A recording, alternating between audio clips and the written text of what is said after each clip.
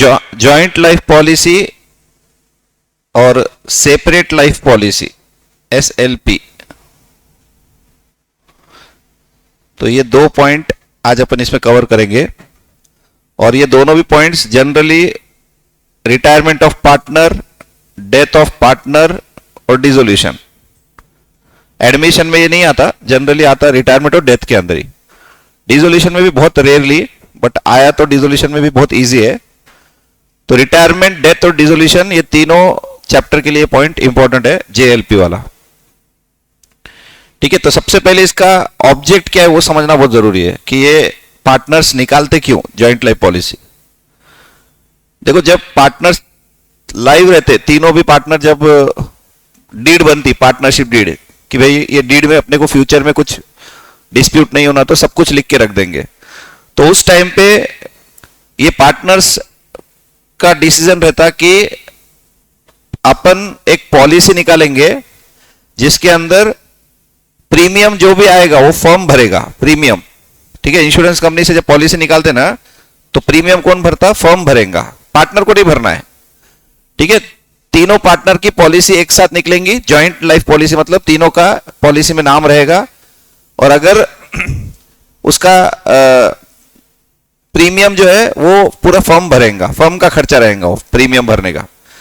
अच्छा, ऑब्जेक्ट क्या है कि अगर फ्यूचर में कभी कोई पार्टनर का सडनली डेथ हो गया तो उस केस में वो जो डिसीज पार्टनर है जिसका डेथ हो गया, उसके जो भी रिप्रेजेंटेटिव रहते हैं ना, वो क्या बोलते हैं? हमको हमारे पैसे दो, हमको ये फर्म में अभी रहना नहीं है, हमारा जो भी पर्सन था उसकी तो डेथ हो गई, तो हमको हमारे पूरे जो भी पैसे हैं, कैपिटल, गुडविल वगैरह सब कुछ हिसाब निकालो, जो अपन डेथ में निकालते थे हिसाब, तो वो हिसाब निकालो और हमको अभी के अभी दो, या होना तो 2 महीने के अंदर, 1 महीने के अंदर दे दो।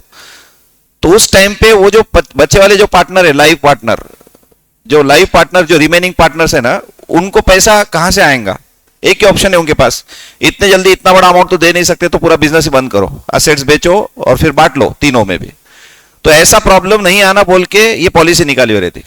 एक बड़ा अमाउंट फर्म को मिल जाता और वो पैसे से अपन वो जो रिप्रेजेंटेटिव है डिसीज पार्टनर के, उनको हम दे सकते पैसे। ठीक है, ऑब्जेक्ट है कि भाई एक अमाउंट अपने फर्म के अंदर आ जाना ताकि अपने एसेट्स को बेचने की नौबत ना आए। और ये कौन डिसाइड किया? तीनों पार्टनर डिसाइड किया, क्योंकि ये इफेक्टिव कब होगा ये किसको भी नहीं मालूम। पार्टनर किसका डेथ होने वाला ये थोड़ी ना पहले पता रहता। तो तीनों ने मिलकर ये डिसीजन लिया कि बात तो सही है, जो कंटिन्यू पार्टनर 2 बच्चे वाले रहेंगे उनको बिजनेस को कंटिन्यू करने के लिए कुछ ना कुछ मदद, मतलब कोई ना कोई हेल्प होनी चाहिए। तो कहीं ना कहीं वो पैसा जो इंश्योरेंस कंपनी से मिलेगा ना, तो वो फर्म को उस पर्सन को देने के लिए, रिप्रेजेंटेटिव को जिसका डेथ हो गया, या कोई पार्टनर रिटायर हो रहा तो उस रिटायरिंग पार्टनर को देने के लिए अपने पास वो पैसा आ जाएगा। ठीक है, in partnership accounting, joint life policy is a specific type of life insurance policy taken out by the firm on joint life of all the partners. It acts as a financial safety net for the business. तो ये policy का main object है कि भाई financially हम safe हो जाना, कभी पैसे की अर्जेंट जरूरत पड़ी किसी को देने की तो उस टाइम पे ये पैसा आ जाना, ताकि पार्टनर को उस टाइम पे, कोई पार्टनर निकल रहा, रिटायरमेंट हो गया या डेथ हो गया, तो उस टाइम पे अपने पास एक फंड आ जाना जिससे हम उसको टेम्पररी एक बड़ा अमाउंट दे सके। ठीक है, फर्म का पैसा है वो, उस डेथ वाले पार्टनर का नहीं, याद रखना। पॉलिसी पार्टनर ने नहीं निकाला, अकेले उसने खुद ने नहीं निकाला है, उसके कैपिटल से नहीं जा रहा, वो फर्म से जा रहा। तो जो भी जॉइंट लाइफ पॉलिसी का पैसा आएगा ना, तो वो पैसा फर्म को मिलता, उस डिसीज वाले पार्टनर को नहीं मिलता। फर्म को पैसा मिलेगा और वो पैसे का फर्म क्या कर रहा? उस डिसीज पार्टनर के रिप्रेजेंटेटिव को देने के लिए यूज कर रहा। देखो, तुम जब खुद की पॉलिसी निकालते ना अपन इंडिविजुअल, तो हमारा जो पैसा रहता, हम सडनली किस डेथ वगैरह कुछ हो गया तो वो हमारे घर वालों को मिलता। यहां पे ये जो पॉलिसी निकली ना, ये फर्म ने निकाले वाली है। फर्म ने पॉलिसी निकाली मतलब तीनों पार्टनर ने निकाली एक तरह से। तो किसी भी पार्टनर का डेथ हुआ ना, तो वो पैसा फर्म को मिलेगा, वो पैसे से फर्म जो है वो पैसा कहीं ना कहीं वो उस टाइम पे पैसा जो डिसीज पार्टनर के रिप्रेजेंटेटिव को देना पड़ता, वो काम आ जाता उस टाइम पे। तो वो ऑब्जेक्ट से ये इंश्योरेंस पॉलिसी निकाली वाली रहती। A joint life policy is a single insurance contract that covers multiple people simultaneously. The insurance company pays out some assured, that is policy amount, either upon the death of any partner or when the policy matures, whichever is happens first. मतलब क्या बोल रहे हैं यहाँ पे? Suppose तीन partner है, A B और सी, ठीक है, तीन तीन पार्टनर है, और जो इंश्योरेंस निकाले ना हमने, तो तीनों के जॉइंट लाइफ पॉलिसी का इंश्योरेंस निकाले वाला है, और इंश्योरेंस कंपनी को अपन 3,000 रुपए पर ईयर भर रहे, 3,000 पर ईयर, साल का 3,000 इंश्योरेंस कंपनी को दे रहे। और इंश्योरेंस कंपनी क्या बोल रही है, अगर किसी भी पार्टनर का डेथ हुआ तो we will pay 50,000 to the firm, 50,000 रुपए देंगे हम। तो ये 50,000 जो है ना, इसको बोलते पॉलिसी अमाउंट। पॉलिसी अमाउंट कब मिलेगा, जब तुम्हारे किसी पार्टनर का डेथ हो गया तभी मिलेगा, तब तक नहीं मिलता पॉलिसी अमाउंट। और 3,000 रुपए जो तुम भर रहे हो वो तुम्हारा प्रीमियम है, इसको प्रीमियम बोलते हैं, जो इंश्योरेंस कंपनी को अपन पे करेंगे। क्योंकि इंश्योरेंस कंपनी रिस्क ले रही ना, तीनों में से कोई भी पार्टनर का डेथ हो गया तो अपने को 50,000 रुपए मिलने वाले, ठीक है। कुछ नहीं हुआ तो 3,000 अपने गए, इंश्योरेंस कंपनी की इनकम। ऐसे हर साल भरते जाना है तुमको, 3,000 3,000 3,000 हर साल भरते जाना है, ठीक है। आफ्टर 8 ईयर्स, मतलब 8 साल हो गए, अपन ये 3,000 रुपए हर साल भर रहे। कितना हो गया टोटल 8 साल में, 3,000 साल का भर रहे, तो 8 साल में कितना हो जाता, 24,000। और अपन ने इंश्योरेंस कंपनी को बोला कि now we don't want to pay the policy, मतलब ये प्रीमियम भरना हमारी इच्छा नहीं है। अब अभी हमको लग रहा है कि हमारा ऑलरेडी खर्चे बहुत है, तो हमको ये 3,000 रुपए प्रीमियम नहीं भरना है। तो इंश्योरेंस कंपनी को हम बोल रहे कि हमारी को पॉलिसी क्लोज कर दो हमारी।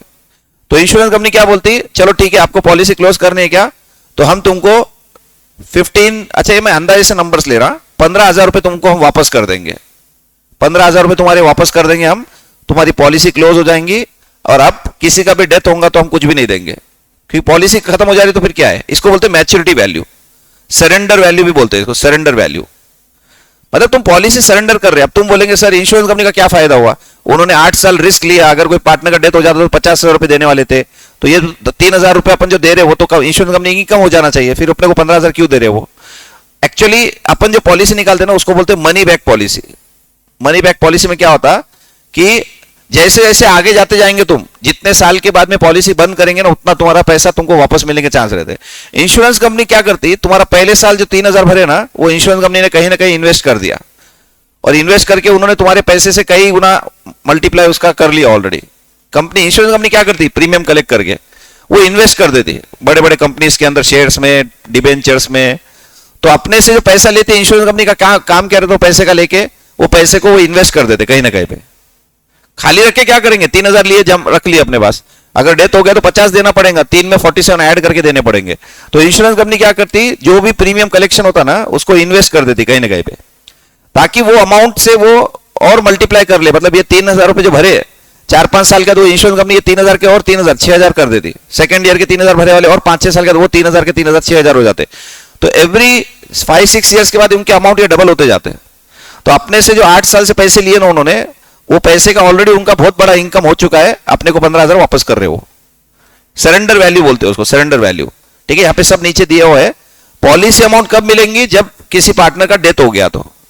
और मान लो डेथ तो नहीं हुआ किसी पार्टनर का, लेकिन कोई पार्टनर रिटायर हो जा रहा, सी बोल रहा मुझे रिटायर होना है, तो अब वो पॉलिसी क्लोज करवानी पड़ेगी। इंश्योरेंस कंपनी को जाके तुमको बोलना पड़ेगा कि हमारे इसमें एक पार्टनर जो है रिटायरमेंट ले रहा, तो हमारी वो पॉलिसी क्लोज करके हमको सरेंडर वैल्यू दे दो, जो भी आती, जो सरेंडर वैल्यू आप बता दो वो हमको दे दो, रिटर्न कर दो, ठीक है। तो दो पैसे यहां पे अपने को दो अलग अलग अमाउंट मिल सकते हैं, on the death policy amount and on the maturity. Maturity मतलब तुमने खुद से ही तुम क्या बोल दिया इंश्योरेंस कंपनी को, हमको पॉलिसी बंद करना है, तो अपने को जो इंश्योरेंस कंपनी देती है ना, उसको बोलते हैं सरेंडर वैल्यू। तुमने पॉलिसी बंद करवा दी, तो बंद करने के लिए, अच्छा जितने जल्दी बंद कराएंगे उतना तुम्हारा अमाउंट सरेंडर वैल्यू नजदीक रहेगा जीरो के। जैसे 1 साल प्रीमियम भरे 3,000, अगले साल तुमने बोल दिया इंश्योरेंस कंपनी को कि सॉरी अभी हमने ये पॉलिसी कंटिन्यू नहीं करना है, हमको नहीं भरना है 3,000, 1 साल ही भरे ना, हमको अब आगे नहीं भरना है, हमारा डिसीजन हुआ तीनों पार्टनर का कि पॉलिसी बंद कर देंगे बोल के। तो ऐसे केस में इंश्योरेंस कंपनी क्या बोलती कि we are not going to pay any amount, zero amount देंगे हम तुमको। क्योंकि तुमने पॉलिसी निकालते हुए हमको क्या बोला था कि हम 15 ईयर्स की पॉलिसी निकाल रहे, 15 साल की, 15 साल की पॉलिसी निकाल के तुम बोल रहे 1 साल के बाद में कि पॉलिसी बंद कर दो। तो कहीं ना कहीं पॉलिसी निकाल के तुम इमीडिएटली 1 साल में बंद कर दे रहे, तो ये 3,000 रुपए हम तुमको वापस नहीं करते, zero surrender value. Second year के बाद बोलेंगे तो इंश्योरेंस कंपनी बोलेंगे हम 200 रुपए वापस करेंगे। इंश्योरेंस कंपनी को अपने 6,000 रुपए दिए वाले, बट इंश्योरेंस कंपनी बोल रही क्योंकि तुमने 15 साल की बात की थी और 2 साल में सरेंडर कर दे रहे, तो वी आर गोइंग टू पे 200 ओनली। 3 साल के बाद बोलेंगे तो इंश्योरेंस कंपनी बोलेंगे हम 900 रुपए देंगे। तो ये जो अमाउंट है ना, ये कंपनी कैलकुलेट करती है, इंश्योरेंस कंपनी, कि जितना ज्यादा तुम लेट सरेंडर करेंगे उतना ज्यादा तुम्हारा पैसा तुमको वापस मिलने का चांस है। जैसे 15 इयर्स की पॉलिसी है तो तुम 15 साल में कितने पैसे भरने वाले हो? 3,000 से 3,000 करके कितना भरने वाले हो? 75,000। ठीक है, 75,000 रुपीज तुम भरने वाले हो, नहीं 45,000 भरने वाले हो, 45,000। तो 45,000 तुम भरने वाले हो और तुम 14 साल भरने के बाद लास्ट ईयर में डिसाइड करें कि अपना को पॉलिसी बंद कर देंगे। वैसे तो बंद होने वाली थी 15 साल के बाद, लेकिन तुमने बोला कि इंश्योरेंस कंपनी को कि हमको अब 14 ईयर से हम चल रहे कंटिन्यू, अभी हमको पॉलिसी नहीं करना है कंटिन्यू। तो इंश्योरेंस कंपनी क्या बोलेंगे? इन 14 years you have paid 42,000 rupees. अभी तक हमने आपने हमको 14 साल से 42,000 रुपीज दिया, तो हम आपको है ना, क्योंकि आप पॉलिसी बंद करवाना चाह रहे, तो हम आपको 41,500 वापस कर देते हैं। अब इतना ज्यादा क्यों दे रहे वो? क्योंकि इंश्योरेंस कंपनी ने अपने जो 3-3 हजार है ना, वो ऑलरेडी इन्वेस्ट करके बहुत सारा कमा लिया ऑलरेडी। ऐसा लग रहा अपने को कि इंश्योरेंस कंपनी का क्या फायदा हुआ, अपने से 42,000 लिया और 41,500 वापस कर दे रहे, और रिस्क भी लिया उन्होंने, 14 साल तक रिस्क लिया। 14 साल में अगर कोई पार्टनर का डेथ हो जाता था, किसी भी पार्टनर का सडनली किसी भी रीजन से, तो इंश्योरेंस कंपनी 50,000 रुपए देने वाली थी अपने को। बट हमको प्रीमियम भरते गए, हमको पता नहीं रहता ना कि कोई पार्टनर का डेथ कब होने वाला है, तो हम तो रेगुलरली भरते गए थे। और अब हमने डिसाइड किया कि बंद करने का है, पार्टनर रिटायर हो रहा बोल के हमने पॉलिसी बंद करने का डिसाइड किया। तो इंश्योरेंस कंपनी तुमको जितना ज्यादा डिले करेंगे सरेंडर करने में, उतना ज्यादा पैसा वापस कर देंगे। क्योंकि 15 में से 14 साल तक भरे, तुम एक ही साल का डील अभी बचा था पॉलिसी का, लेकिन तुम बंद कर रहे, उसके पहले एक पार्टनर रिटायर हो जा रहा, सी बोल रहा मुझे रिटायर होना है, तो इंश्योरेंस कंपनी को इन्फॉर्म कर दो।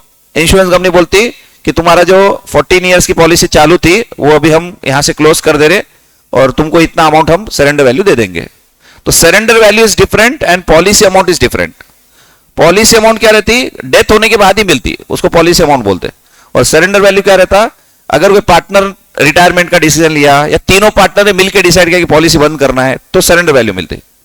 और ये पॉलिसी का सरेंडर वैल्यू का अमाउंट अपन नहीं कैलकुलेट करते, वो इंश्योरेंस कंपनी अपने को बताती। इंश्योरेंस कंपनी के पास वो सॉफ्टवेयर में फॉर्मूला रहता, उसके निकलता, वो मैथमेटिकल फॉर्मूले से वो निकालते कि अगर कोई 15 साल की पॉलिसी निकाला, 3 साल के बाद आके सरेंडर कर रहा, तो कितने पैसे उसको वापस दे सकते हैं अपन। 3 साल में उसने कितने भर दिया? 9,000। इंश्योरेंस फर्म ने कितने पैसे भरा इंश्योरेंस कंपनी को? 9,000। तो कितने पैसे हम वापस करेंगे, वो कैलकुलेशन, वो पूरा कितने साल की पॉलिसी थी, इंश्योरेंस कंपनी को कितने प्रीमियम भरे अपने, 3 प्रीमियम, तो वो कैलकुलेशन वो सॉफ्टवेयर में करके वो अमाउंट बोलते हैं अपने को। वो सरेंडर वैल्यू कितनी होंगी वो अपने को इंश्योरेंस कंपनी बताती, ठीक है। तो वो ईयर टू ईयर इंक्रीज होते जाती, पहले साल में 0, सेकंड ईयर में 300, थर्ड ईयर में 900, फिर बाद में 1800, मतलब ऐसे एक सर्टेन अमाउंट से इंक्रीज होते जाती वो, ठीक है। उसका कोई ऐसा रेशियो फिक्स नहीं है, तो उसको हम क्या बोलते हैं? अब जैसे ये नीचे एक एग्जांपल है, देखो, जो अपने को सॉल्व करना है। Red, white and black share the profits and losses in the ratio of 5:3:2। They took a joint life policy in 2020 for 50,000। 50,000 की पॉलिसी लिए थे उन्होंने। 50,000 की पॉलिसी लिए, इसका मतलब है कि किसी पार्टनर का डेथ हो गया तो 50,000 मिलेंगे। प्रीमियम अलग चीज है, याद रखना। 2-3 टर्म्स यहां पे समझ लो। सरेंडर वैल्यू का मतलब होता है पॉलिसी बंद करवाने तो इंश्योरेंस कंपनी क्या पैसा वापस करने वाली, उसको सरेंडर वैल्यू बोलते हैं। पॉलिसी अमाउंट का मतलब होता है अगर किसी पार्टनर का डेथ हो गया तो इंश्योरेंस कंपनी अपने को कितना पैसा देने वाली है। और प्रीमियम का मतलब होता है जो हम एनुअली भरने वाले हैं, एनुअली जो भरने वाले वो प्रीमियम है, ठीक है। और प्रीमियम का अमाउंट और पॉलिसी अमाउंट में डिफरेंस कितना भी रह सकता। तुम बोलेगे सर 3,000 रुपए लेके 50,000 रुपए की इंश्योरेंस कंपनी रिस्क क्यों ले रहा? अरे तीनों की एज कितनी है? ए बी सी, तीनों की एज है 25, 27, 28। तो पॉसिबिलिटी ऑफ डेथ भी बहुत कम है ना। ये एज में जनरली पर्सन थोड़ी ना डेथ होता। हाँ, अगर किसी पर्सन का ये तीनों में से एक आधे की एज 65 ईयर्स रहती थी तो इंश्योरेंस कंपनी बोलती थी भाई 50,000 की पॉलिसी है, 10,000 रुपए प्रीमियम भरो, साल का 10,000। प्रीमियम अमाउंट जो रहता ना वो पार्टनर के क्या बोलते हैं एज के ऊपर डिपेंड रहता। तीनों की एज अगर सिमिलर है और एकदम यंग है तीनों भी, तो प्रीमियम अमाउंट कम ही रहता। हो सकता है, मैं तो ये छोटा सा एग्जांपल 50 का दे रहा, 5 लाख का प्रीमियम है तो तुम्हारा हो सकता है 2,500 रुपए साल का प्रीमियम भरो, खाली 2,500 रुपए। क्यों? क्योंकि तीनों पार्टनर यंग है, तीनों की एज है ना 20-21 ईयर्स है। तीनों की एज जो है वो 20-21 साल की एज के है, तीनों भी एकदम यंग है। तो इंश्योरेंस कंपनी को पता है कि possibility of death is negligible, आने वाले 15-20 साल तो इनमें से किसका डेथ होगा इसकी पॉसिबिलिटी बहुत कम है, ठीक है। तो वो हिसाब से इंश्योरेंस कंपनी क्या बोला, 5 लाख की पॉलिसी है लेकिन हम तुमको सिर्फ साल का 2,500 भरो बोल रहे हैं। policybazaar.com ऐड आते रहती बहुत बार, तो वो क्या बोलते हैं 800 रुपीज पर मंथ 1 करोड़ की पॉलिसी। बट तुम्हारी एज क्या होनी चाहिए 18-19 ईयर्स। तो 18-19 साल के एज में अगर तुम 800 रुपए 600 रुपए पर मंथ बोल रहा मैं, 1 करोड़ की पॉलिसी है 1 करोड़ की, तो साल का कितना भर रहे तुम? अगर समझो 800 रुपए पर मंथ बोले अपन ने, तो 8-12 का कितना हो रहा 9,600। 9,600 साल का भरना है तुमको, और लाइफ टाइम। वो एक्चुअली लाइफ पॉलिसी में क्या होता, ऐसा पीरियड नहीं रहता कि 15 साल भरो 20 साल, अप टू 85 ईयर्स तक तुमको पॉलिसी भरनी पड़ती। तो 10,000 रुपए भरते जाओ, तुमको इंश्योरेंस कंपनी अगर कभी भी कोई किसी वजह से तुम्हारा डेथ हो गया तो तुमको 1 करोड़ रुपए तुम्हारे फैमिली मेंबर्स को देने वाले, 1 करोड़। तो प्रीमियम अमाउंट कितना है? खाली 10,000, और पॉलिसी अमाउंट कितने की? 1 करोड़ रुपए की है। तो कितने यंग एज में तुम अगर पॉलिसी निकालेंगे ना, उतना प्रीमियम कम आता, उतना प्रीमियम कम आता। तो प्रीमियम कितना रहेगा और पॉलिसी कितने की रहेंगी, वो इंश्योरेंस कंपनी कैलकुलेट करती है। ठीक है, तो यहां पे अगर ध्यान दो, इधर बातें मत करो, तीनों पार्टनर की एज जो है ना, वो अगर समझो एकदम नियर टू है, 30, 32, 33 ऐसी एज में तीनों पार्टनर है, या 18, 20, 21 ऐसे एज के नजदीक पास के है, तो फिर जॉइंट लाइफ पॉलिसी ये बेस्ट ऑप्शन है, जेएलपी निकाल लो, क्योंकि तीनों पार्टनर की एज नियर अबाउट है, नजदीक पास में है। लेकिन अगर ऐसा पार्टनरशिप है जिसके अंदर ए की एज है 55, बी की एज है 22 और सी की एज है 24, अब मुझे बताओ इस 1% की वजह से जेएलपी का प्रीमियम जो है ना वो बहुत ज्यादा आ जाएगा। क्यों? क्योंकि 55 ईयर्स की एज है, मतलब इंश्योरेंस कंपनी बोलती है यहां पे रिस्क ज्यादा है, थोड़ा ज्यादा रिस्क है। 55 ईयर्स का एज का पर्सन है, मतलब possibility of death is more as compare to this 2%। तो इंश्योरेंस कंपनी जब प्रीमियम बोलेंगे ना तुमको, तो इसके हिसाब से बोलेंगे। तो ऐसे टाइम पे क्या करते, तीनों पार्टनर डिसाइड करते कि अपन जॉइंट लाइफ पॉलिसी नहीं लेंगे, अपन सेपरेट लाइफ पॉलिसी लेंगे, प्रीमियम फॉर्म ही भरेगा, लेकिन इसकी पॉलिसी अपन अलग निकालेंगे और ये दोनों की पॉलिसी अलग अलग निकाल लेंगे, सेपरेट लाइफ पॉलिसी। तो ये फॉर्म डिसाइड करेगा कि अपना किस में फायदा है। देखो किसी का भी यहां पे पॉलिसी निकालने के पीछे ऑब्जेक्ट ये नहीं है कि डेथ होना चाहिए बोल के, तीनों पार्टनर को मालूम है कि अपन प्रिडिक्ट नहीं कर सकते क्या होने वाला है, कब होगा, किसका डेथ होगा, लेकिन पॉलिसी इसलिए निकाल रहे कि अगर सडनली किसी का भी डेथ हो गया तो कहीं ना कहीं वो दो बच्चे वाले जो पार्टनर है ना, उनको फर्म को कंटिन्यू करने का मौका मिलना चाहिए। ऐसा पोजीशन नहीं आ जाना कि एक पार्टनर का डेथ हो गया, उनके रिप्रेजेंटेटिव आके बोल रहे मुझे नहीं मालूम, मुझे कल के कल पूरे पैसे चाहिए। अब कल के कल उसको कैपिटल कहां से देंगे? पूरा ऑप्शन ही नहीं है, पूरे एसेट बेचने पड़ेंगे। फिर उसका कैपिटल इतना ज्यादा है कि हमारे पास कैश बैलेंस, बैंक बैलेंस उतना नहीं है जितना उसको कैपिटल वापस करना है। और वो जो रिप्रेजेंटेटिव है वो बोल रहे कि मुझे नहीं मालूम, मैं 1 या 2 दिन वेट करूंगा, मुझे पूरे पैसे इमीडिएट चाहिए। तो ऐसे टाइम पे फर्म को पूरे एसेट बेच के बिजनेस बंद करके ही देना पड़ेगा। तो कहीं वो नहीं होना बोल के पार्टनर्स क्या डिसाइड करते, एक काम करेंगे, पॉलिसी निकाल लेंगे। पॉलिसी निकालने से क्या हो जाता है, एक बड़ा अमाउंट इंश्योरेंस कंपनी से अपने को मिल जाता फर्म को, और वो पैसा कहीं ना कहीं उसको देने के लिए हेल्पफुल हो जाएगा। जो अमाउंट उसको रिटर्न करना है उसमें एक काम आ जाएगा ये पैसे का। ठीक है, ये ऑब्जेक्ट से पॉलिसी निकाली जाती। तो यहां पे ऑब्जेक्ट क्या है, the primary goal of JLP is to ensure business continuity without financial hardship या स्ट्रेन। भाई फाइनेंशियल हार्डशिप, फाइनेंशियल स्ट्रेन जब होता है, जब कोई पार्टनर बोलता है कि मुझे निकलना है, मेरा हिसाब करो और मुझे पैसे कब दे रहे बोलो, तो वो टाइम पे बिजनेस चलाना थोड़ा डिफिकल्ट हो जाता, बिजनेस। क्यों? क्योंकि बिजनेस चलाने के लिए पैसा चाहिए, और वो पार्टनर जो निकल रहा है वो बोल रहा मुझे मेरे पैसे दो, तो उसको ही पूरे पैसे दे देंगे तो फर्म कैसे चलेगा? वर्किंग कैपिटल तो खत्म ही हो जाएगा ना। जो बिजनेस चलाने के लिए कंटिन्यू पैसा चाहिए बिजनेस के अंदर, वो पैसा ही नहीं रहेगा, क्योंकि उसको अच्छा अमाउंट देने का है, बड़ा अमाउंट। और ऐसा कभी सोचे नहीं थे हम कि एक पार्टनर निकल जाएगा तो उसको पैसे देने पड़ेंगे, तो उसके लिए पैसा कहां से आएगा। तो उस टाइम पे ये पॉलिसी तुमको हेल्प करती, कहीं ना कहीं वो ऑब्जेक्ट से ही पॉलिसी निकाले वाली। ठीक है, settling dues when a partner dies or retire, the firm must pay a large sum to them or their legal heir representative of representing their capital, share of goodwill etc. मतलब कोई partner का death हो गया या फिर कोई partner retire हो रहा, तो उस टाइम पे उसके सेटलमेंट के लिए अपने को पैसे चाहिए। Protecting working capital, without JLP the firm might have to sell assets और use up its operational cash to make this payment. The insurance payout provides necessary funds to settle this claim smoothly. तो in short object है, जो partner retire हो गया या जो partner का death हो गया उनको पैसा देने में हेल्प करेगा ये पॉलिसी, फर्म को हेल्प करेगा, उसको नहीं। ये पॉलिसी फर्म की है, कोई पार्टनर जब निकल रहा तो पैसा फर्म को मिलेगा और वो पैसा जो सडनली अपने को इंश्योरेंस कंपनी से मिला वो अपन इनको फर्म के तरफ से इनको देने के लिए अपने को हेल्पफुल होगा वो, ठीक है। वो है तीनों का, उससे जो पैसा मिलेगा ना वो तीनों का रहता, लेकिन कहीं ना कहीं इतना बड़ा अमाउंट फर्म को जब मिल जाता ना वो पैसे का यूज कर सकते उसको स्मूथली बाहर निकालने के लिए। वो पार्टनर को निकालना है ना तो भाई ये पैसा ले, बाकी के पैसे तेरे को हम दे देंगे।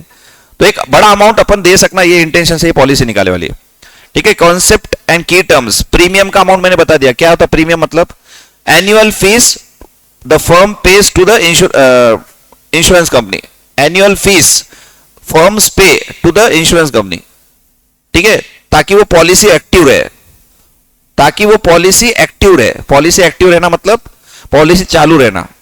एवरी ईयर भरना पड़ेगा तुमको, हर साल क्या करो, तुम्हारे तीनों की पॉलिसी निकाले वाली है ना, उसका प्रीमियम भरते जाओ। इंश्योरेंस कंपनी को प्रीमियम भरेंगे firm.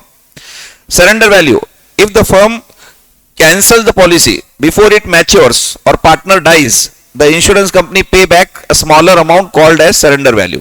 Smaller amount word use किया वाला है, क्योंकि जितना अपन भरे ना उतना पूरा नहीं देती इंश्योरेंस कंपनी, ठीक है। वो अपने को क्वेश्चन में दे देता कितनी सरेंडर वैल्यू देने वाला है, वो अपने को दे देता क्वेश्चन में। तो इंश्योरेंस कंपनी अपने को पॉलिसी कैंसिल करने के लिए कुछ पैसा वापस कर देती। इनिशियल ईयर में कुछ भी नहीं होता, फर्स्ट ईयर में 0, सेकंड ईयर में कुछ नॉमिनल अमाउंट 200-300, थर्ड ईयर में थोड़ा अमाउंट बढ़ जाता, फोर्थ ईयर में और बढ़ जाएगा। जैसे जैसे आगे जाते जाएंगे वैसे वो सरेंडर वैल्यू बढ़ते जाएंगे, ठीक है। मैच्योरिटी और claim value, the full amount received from the insurance company upon the partner death और at the end of the policy term. 15 साल की पॉलिसी निकाले, 15 साल कंप्लीट हो गए, कोई पार्टनर का डेथ नहीं हुआ, कोई पार्टनर रिटायर नहीं हो रहा, किसी पार्टनर का डेथ भी नहीं हुआ, कुछ नहीं हुआ, तो इंश्योरेंस कंपनी को बता दो 15 इयर्स हो चुके हैं, हमने पॉलिसी निकाले 15 साल की, नाउ पॉलिसी क्लोज कर दो और हमारा जो भी पैसा वापस दे सकते हो दे दो हमको। डेथ होता तो 50,000 मिलते थे, लेकिन डेथ नहीं हुआ ना, तो प्रीमियम जो भरे वो इंश्योरेंस कंपनी वापस देने को तैयार रहती, तो वो कैलकुलेट करके उन्होंने बोल देते कि इतना पैसा तुम्हारा हम वापस कर सकते, तो उसको बोलते मैच्योरिटी वैल्यू है, तो पॉलिसी अमाउंट। तो यहां पे ना ये जेएलपी के अंदर 3 मेथड है, अब यहां से चालू हो रहा प्रैक्टिकल ना। जेएलपी के अंदर 3 मेथड है, एक नाम है एक्सपेंसेस मेथड, सबसे इजी तीनों में, सबसे इजी वाला मेथड है एक्सपेंसेस मेथड। तुम जो भी जेएलपी का प्रीमियम भर रहे ना वो बिजनेस का खर्चा पकड़ लो और उसको पीएनएल में ट्रांसफर कर दो। जैसे हम सैलरी पे करते पीएनएल में ट्रांसफर करते, रेंट पे करते पीएनएल में ट्रांसफर करते, एडवर्टाइजमेंट पे करते पीएनएल में ट्रांसफर करते, तो फाइनल अकाउंट में अपन हर साल क्या करते, जो भी खर्चे रहते वो पीएनएल में ट्रांसफर करके क्लोज करते ना, वैसे ही जेएलपी को भी क्या करो, प्रीमियम भरे 3,000 पीएनएल में ट्रांसफर कर दो, एक्सपेंसेस मेथड बोलते, ठीक है। सेकंड है असेट मेथड, मतलब तुम जेएलपी को बैलेंस शीट में असेट पे बताने वाले हो, कौन से वैल्यू पे, सरेंडर वैल्यू पे। जेएलपी को बैलेंस शीट में असेट पे बताने वाले हो सरेंडर वैल्यू पे, तो ये हो गया असेट मेथड, ठीक है। नाम याद रखो, एक्सपेंसेस मेथड, असेट मेथड, ये एकदम इजी है, ये उससे थोड़ा सा डिफिकल्ट है, और थोड़ा सा और डिफिकल्ट है वो रिजर्व मेथड है, लास्ट वाला। रिजर्व मेथड में कॉम्बिनेशन होता है ये दोनों का, भी आगे बताऊंगा लास्ट में मैं। एक्सपेंसेस मेथड और असेट मेथड का कॉम्बिनेशन जब करते हैं ना तो रिजर्व मेथड बोलते हैं उसको, रिजर्व मेथड, ठीक है। ये रिजर्व मेथड क्या है वो भी देखेंगे अपन। एक ही एग्जांपल को मैं तीनों मेथड से सॉल्व करने वाला हूं, ठीक है। और फिर एमटीपी में 2-3 क्वेश्चंस में ये जेएलपी का पॉइंट दिए वाला है, तो अपन डायरेक्टली वो एमटीपी सर्च मार के उसमें जेएलपी देख के, तो तुमको ये बोलना है खाली कि उस क्वेश्चन में मेथड कौन सा फॉलो किया वाला है, फर्स्ट मेथड फॉलो किया वाला है, सेकंड या थर्ड है। Asset method, expenses method, asset method और रिजर्व मेथड, ये 3 मेथड है जिसमें अकाउंटिंग हो सकती है जेएलपी की। तो अपन पहला मेथड देखेंगे यहाँ पे, ठीक है। मैं मेथड का पूरा डिस्क्रिप्शन नहीं पढ़ रहा, यहाँ पे डायरेक्टली बोल रहा कि red white black share the profits and loss in the ratio 5:3:2। They took out the joint life policy in 2020 for 50,000, a premium of 3,000 being paid annually on 10th June. हर साल 10 जून को प्रीमियम भरेंगे 3,000 रुपए, 3,000 रुपए का प्रीमियम भरेंगे हर साल के 10 जून को। The surrender value of the policy on 31st of December for various years was as follows. मतलब इनका ईयर जो है ना कैलेंडर ईयर अकाउंटिंग ईयर है, ये पार्टनरशिप फर्म का, जिसमें 3 पार्टनर है, रेड ब्लैक एंड व्हाइट। तो ये तीनों पार्टनर का ईयर एंडिंग जो है ना वो कैलेंडर ईयर अकाउंटिंग ईयर है। तो 2020 में सरेंडर वैल्यू नील, क्योंकि वो पहला साल है पॉलिसी का, तो पहले ही साल में इंश्योरेंस कंपनी बोलती है अगर तुम अभी डिसकंटिन्यू करे तो हम कुछ वापस नहीं करेंगे, आपने जो प्रीमियम दिया ना वो खत्म हो गया, हमारी इनकम है वो, तुम्हारे लिए कुछ खर्चा पकड़ लो। क्योंकि बड़ा कॉन्ट्रैक्ट करके तुम ब्रेक कर रहे, तुम एक बड़ा कॉन्ट्रैक्ट किए कि हम 10 साल 15 साल प्रीमियम भरेंगे, और पहले ही साल तुम इंश्योरेंस कंपनी को बोल रहे पॉलिसी बंद करना है, कितने वापस करेंगे बोलो। तो इंश्योरेंस कंपनी बोलती कि आपने कुछ भी ज्यादा पेमेंट नहीं किया, हमको खाली एक प्रीमियम भरे और हमने रिस्क भी लिया एक साल कि भाई कोई पार्टनर का डेथ होता तो हमको तो 50,000 देने पड़ते थे, तो इंश्योरेंस कंपनी बोल रही in the first year we are going to pay nil surrender value, surrender value zero रहेंगी वहां पे। 2021 सेकेंड ईयर में 900 रुपए सरेंडर वैल्यू देंगे, 2022 सरेंडर वैल्यू 2000। अच्छा ये क्यूमुलेटिव है, मतलब ये जो 900 रुपए है ना वो इसमें इंक्लूड है, याद रखना। ऐसा मत समझो कि 2022 में ना वो 900 रुपए और ये जो 2000 है दोनों मिला के मिलेंगे 2900 रुपए। ये जो 2000 बोल रहा ना ये 2022 की सरेंडर वैल्यू, इसका मतलब 2022 में तुमको 2000 ही मिलेगा, वो 900 रुपए गए तुम्हारे, इसमें इंक्लूड है वो। तो यहां पे 2000 में 900 रुपए इंक्लूड है, ये 3600 में 2000 इंक्लूड है। मतलब 2023 में तुम अगर पॉलिसी सरेंडर करते हो जो 20 में निकाले थे 2020 में, तो इंश्योरेंस कंपनी क्या बोल रही है एंड ऑफ द ईयर में कि हम तुमको 3600 रुपए वापस कर सकते हैं। 3600 रुपए वापस करेंगे अगर तुम 2023 में पॉलिसी बंद कर देंगे तो। कितने साल प्रीमियम भरे अपन ने? 2020 से लेके 2023 तक 4 साल से प्रीमियम भर रहे अपन। 20 का प्रीमियम भरे, 21 का प्रीमियम भरे, 22 का प्रीमियम भरे, 23 का प्रीमियम भरे। और कितना प्रीमियम भरे? 3000। 3000 इंटू 4 कितना होता? 12000। तुम 12000 इंश्योरेंस कंपनी को दिए, इंश्योरेंस कंपनी बोल रही पॉलिसी क्लोज कर दो, 3600 रुपए ले लो, काम खत्म, पॉलिसी बंद कर दो, करना है तो इंश्योरेंस कंपनी एवरी ईयर तुमको सरेंडर वैल्यू बताती। इंश्योरेंस कंपनी तुमको एवरी ईयर क्या करती? सरेंडर वैल्यू तुमको डिस्क्लोज कर देती कि भाई इतना पैसा हम वापस करने को तैयार है, पॉलिसी क्लोज कर रहे होंगे तो। पॉलिसी क्लोज करना है तो इतना पैसा हम वापस कर देंगे आपको, ठीक है। तो जैसे जैसे आगे जाएंगे वैसे वैसे बढ़ते जाएंगे, वैल्यू कंटिन्यू बढ़ते जाने वाली है, ठीक है। जितना आगे जाके क्लोज करेंगे उतना अच्छा, ताकि हमने जो पैसे भरे वाले वो अपने को वापस मिल जाए, ठीक है। और इंश्योरेंस कंपनी जो पैसा ले रही ना अपने से वो इन्वेस्ट करते रहती। तो कोई माइंड में ये मत लाओ कि इंश्योरेंस कंपनी का क्या फायदा हुआ, 15 साल से अपने से पैसे ले रहे वापस 15 साल का वापस दे दे रहे अपने को। अरे वो 15 साल में हमारे से जो पैसे लिए उन्होंने इन्वेस्ट करके ऑलरेडी कितने बार तो भी डबल कर लिए उन्होंने, मल्टीपल हो गया उनका ऑलरेडी। हम जो हर साल 3-3 हजार भर रहे थे ना वो इन्वेस्ट कर रहे थे, वो इन्वेस्टमेंट में उनका फायदा होते गया ऑलरेडी। तो जनरली 5-6 साल में डबल हो जाता पैसा इन्वेस्ट करे वाला। तो 3-3 हजार जो हम स्टार्टिंग ईयर से दे रहे 14-15 साल पहले से, वो अमाउंट से उन्होंने मल्टीपल ऑफ अमाउंट कर दिया उन्होंने। हम जितने पैसे भरे ना उससे ज्यादा उन्होंने कम ऑलरेडी अर्न कर लिए है, पर अपने को रिटर्न क्या कर रहे हैं? उतना ही कर रहे जितने हमने दिए उनको। 40,000 दिए तो 40,000 रिटर्न कर रहे हैं एट द एंड, जब पॉलिसी बंद होगी ना तब बोल रहा मैं। तो ये सरेंडर वैल्यू जो रहती ना वो एवरी ईयर इंक्रीज होती जाती। ब्लैक, अभी मैं क्वेश्चन में ना तुमको पहले रिटायरमेंट के अंदर क्या होगा ये भी बताऊंगा, फिर डेथ के अंदर क्या होगा वो भी बताऊंगा। तो पहले अपन बात करेंगे ब्लैक रिटायर। समझो ब्लैक जो है ना वो रिटायर हो रहा, डेथ नहीं हुई उसकी। ब्लैक जो है पार्टनर, 3 पार्टनर है ना, इसमें थर्ड पार्टनर ब्लैक जो है वो रिटायर हो रहा। कब रिटायर हो रहा? ऑन 15 अप्रैल 2024। 2024 में 15 अप्रैल को रिटायर हो रहा। पास journal entry assuming expenses method, asset method, reserve method. तो अभी मैं एक्सपेंस मेथड बता रहा, सबसे इजी वाला, ठीक है, सबसे इजी। और एग्जाम में आया तो कुछ भी नहीं हो, एकदम सिंपल है एकदम। एक्सपेंस मेथड में क्या होता? 2020 पहला साल, नीचे देखो एंट्रीज लिखे वाले हैं। 2020 में पहले साल में 10 जून को हम पहला प्रीमियम भरेंगे इंश्योरेंस कंपनी को। क्वेश्चन में बोले वाला है ऊपर कि एवरी 10th ऑफ जून को तुमको प्रीमियम भरना है। तो ये 2020 में हमने पॉलिसी निकाली और पहला प्रीमियम हमने भरा 10 जून 2020 को। एंट्री होती JLP premium account debit 3000 to bank account 3000।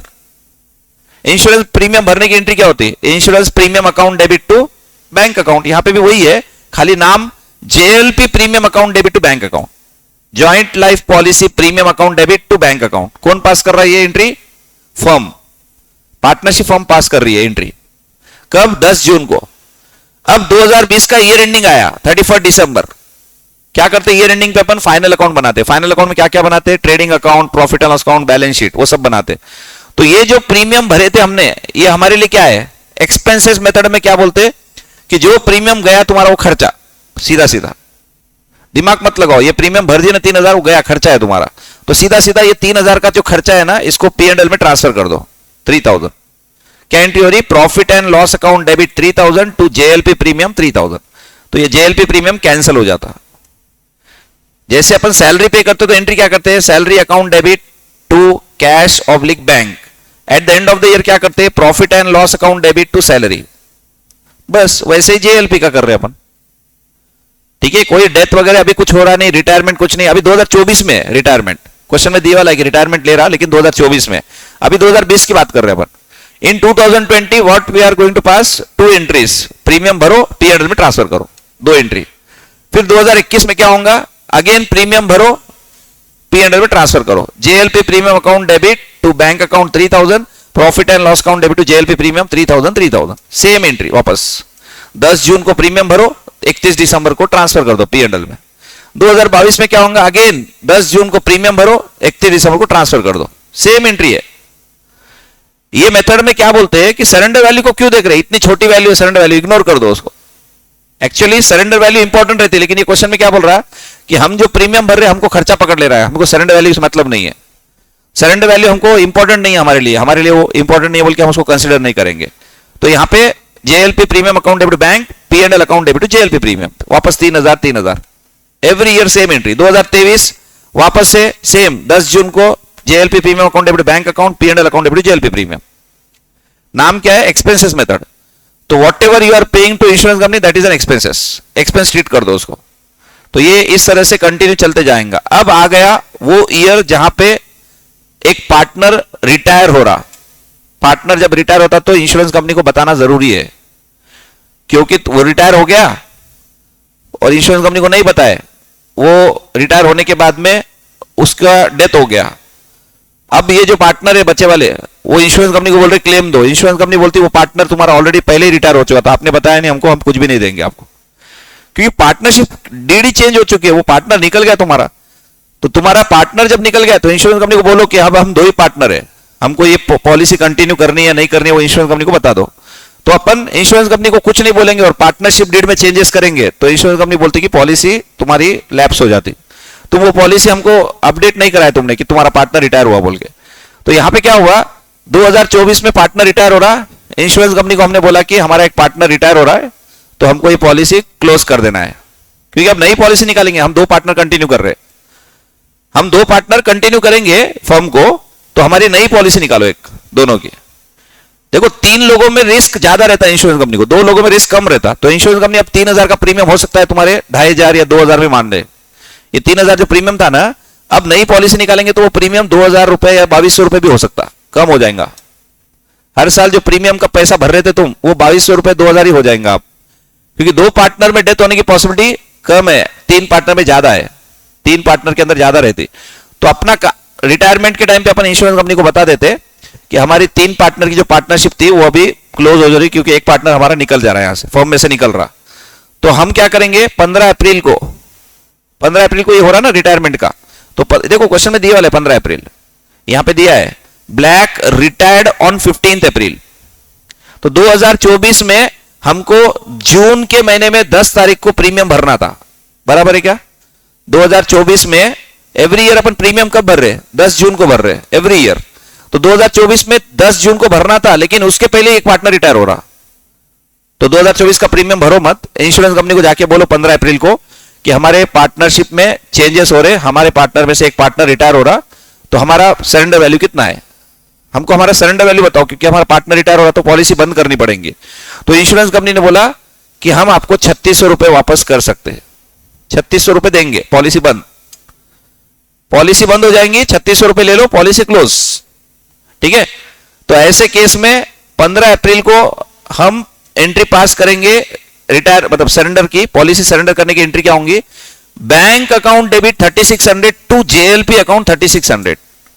देखो अभी प्रीमियम भरने की जरूरत नहीं है ये ईयर में 2024 में, क्योंकि जून में भरना था, लेकिन उसके पहले रिटायर हो रहा ना पार्टनर।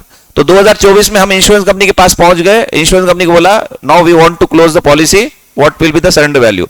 इंश्योरेंस कंपनी बोली 3600 रुपए मिल सकते, बोले तो मैं अभी साइन करके आपको चेक दे देते, आपकी पॉलिसी क्लोज हो जाएंगी। उसके बाद अगर किसी पार्टनर का डेथ हुआ तो हम रिस्पॉन्सिबल नहीं है, हम कुछ भी नहीं देंगे। तो हमने बोला ठीक है आप पॉलिसी क्लोज कर दो।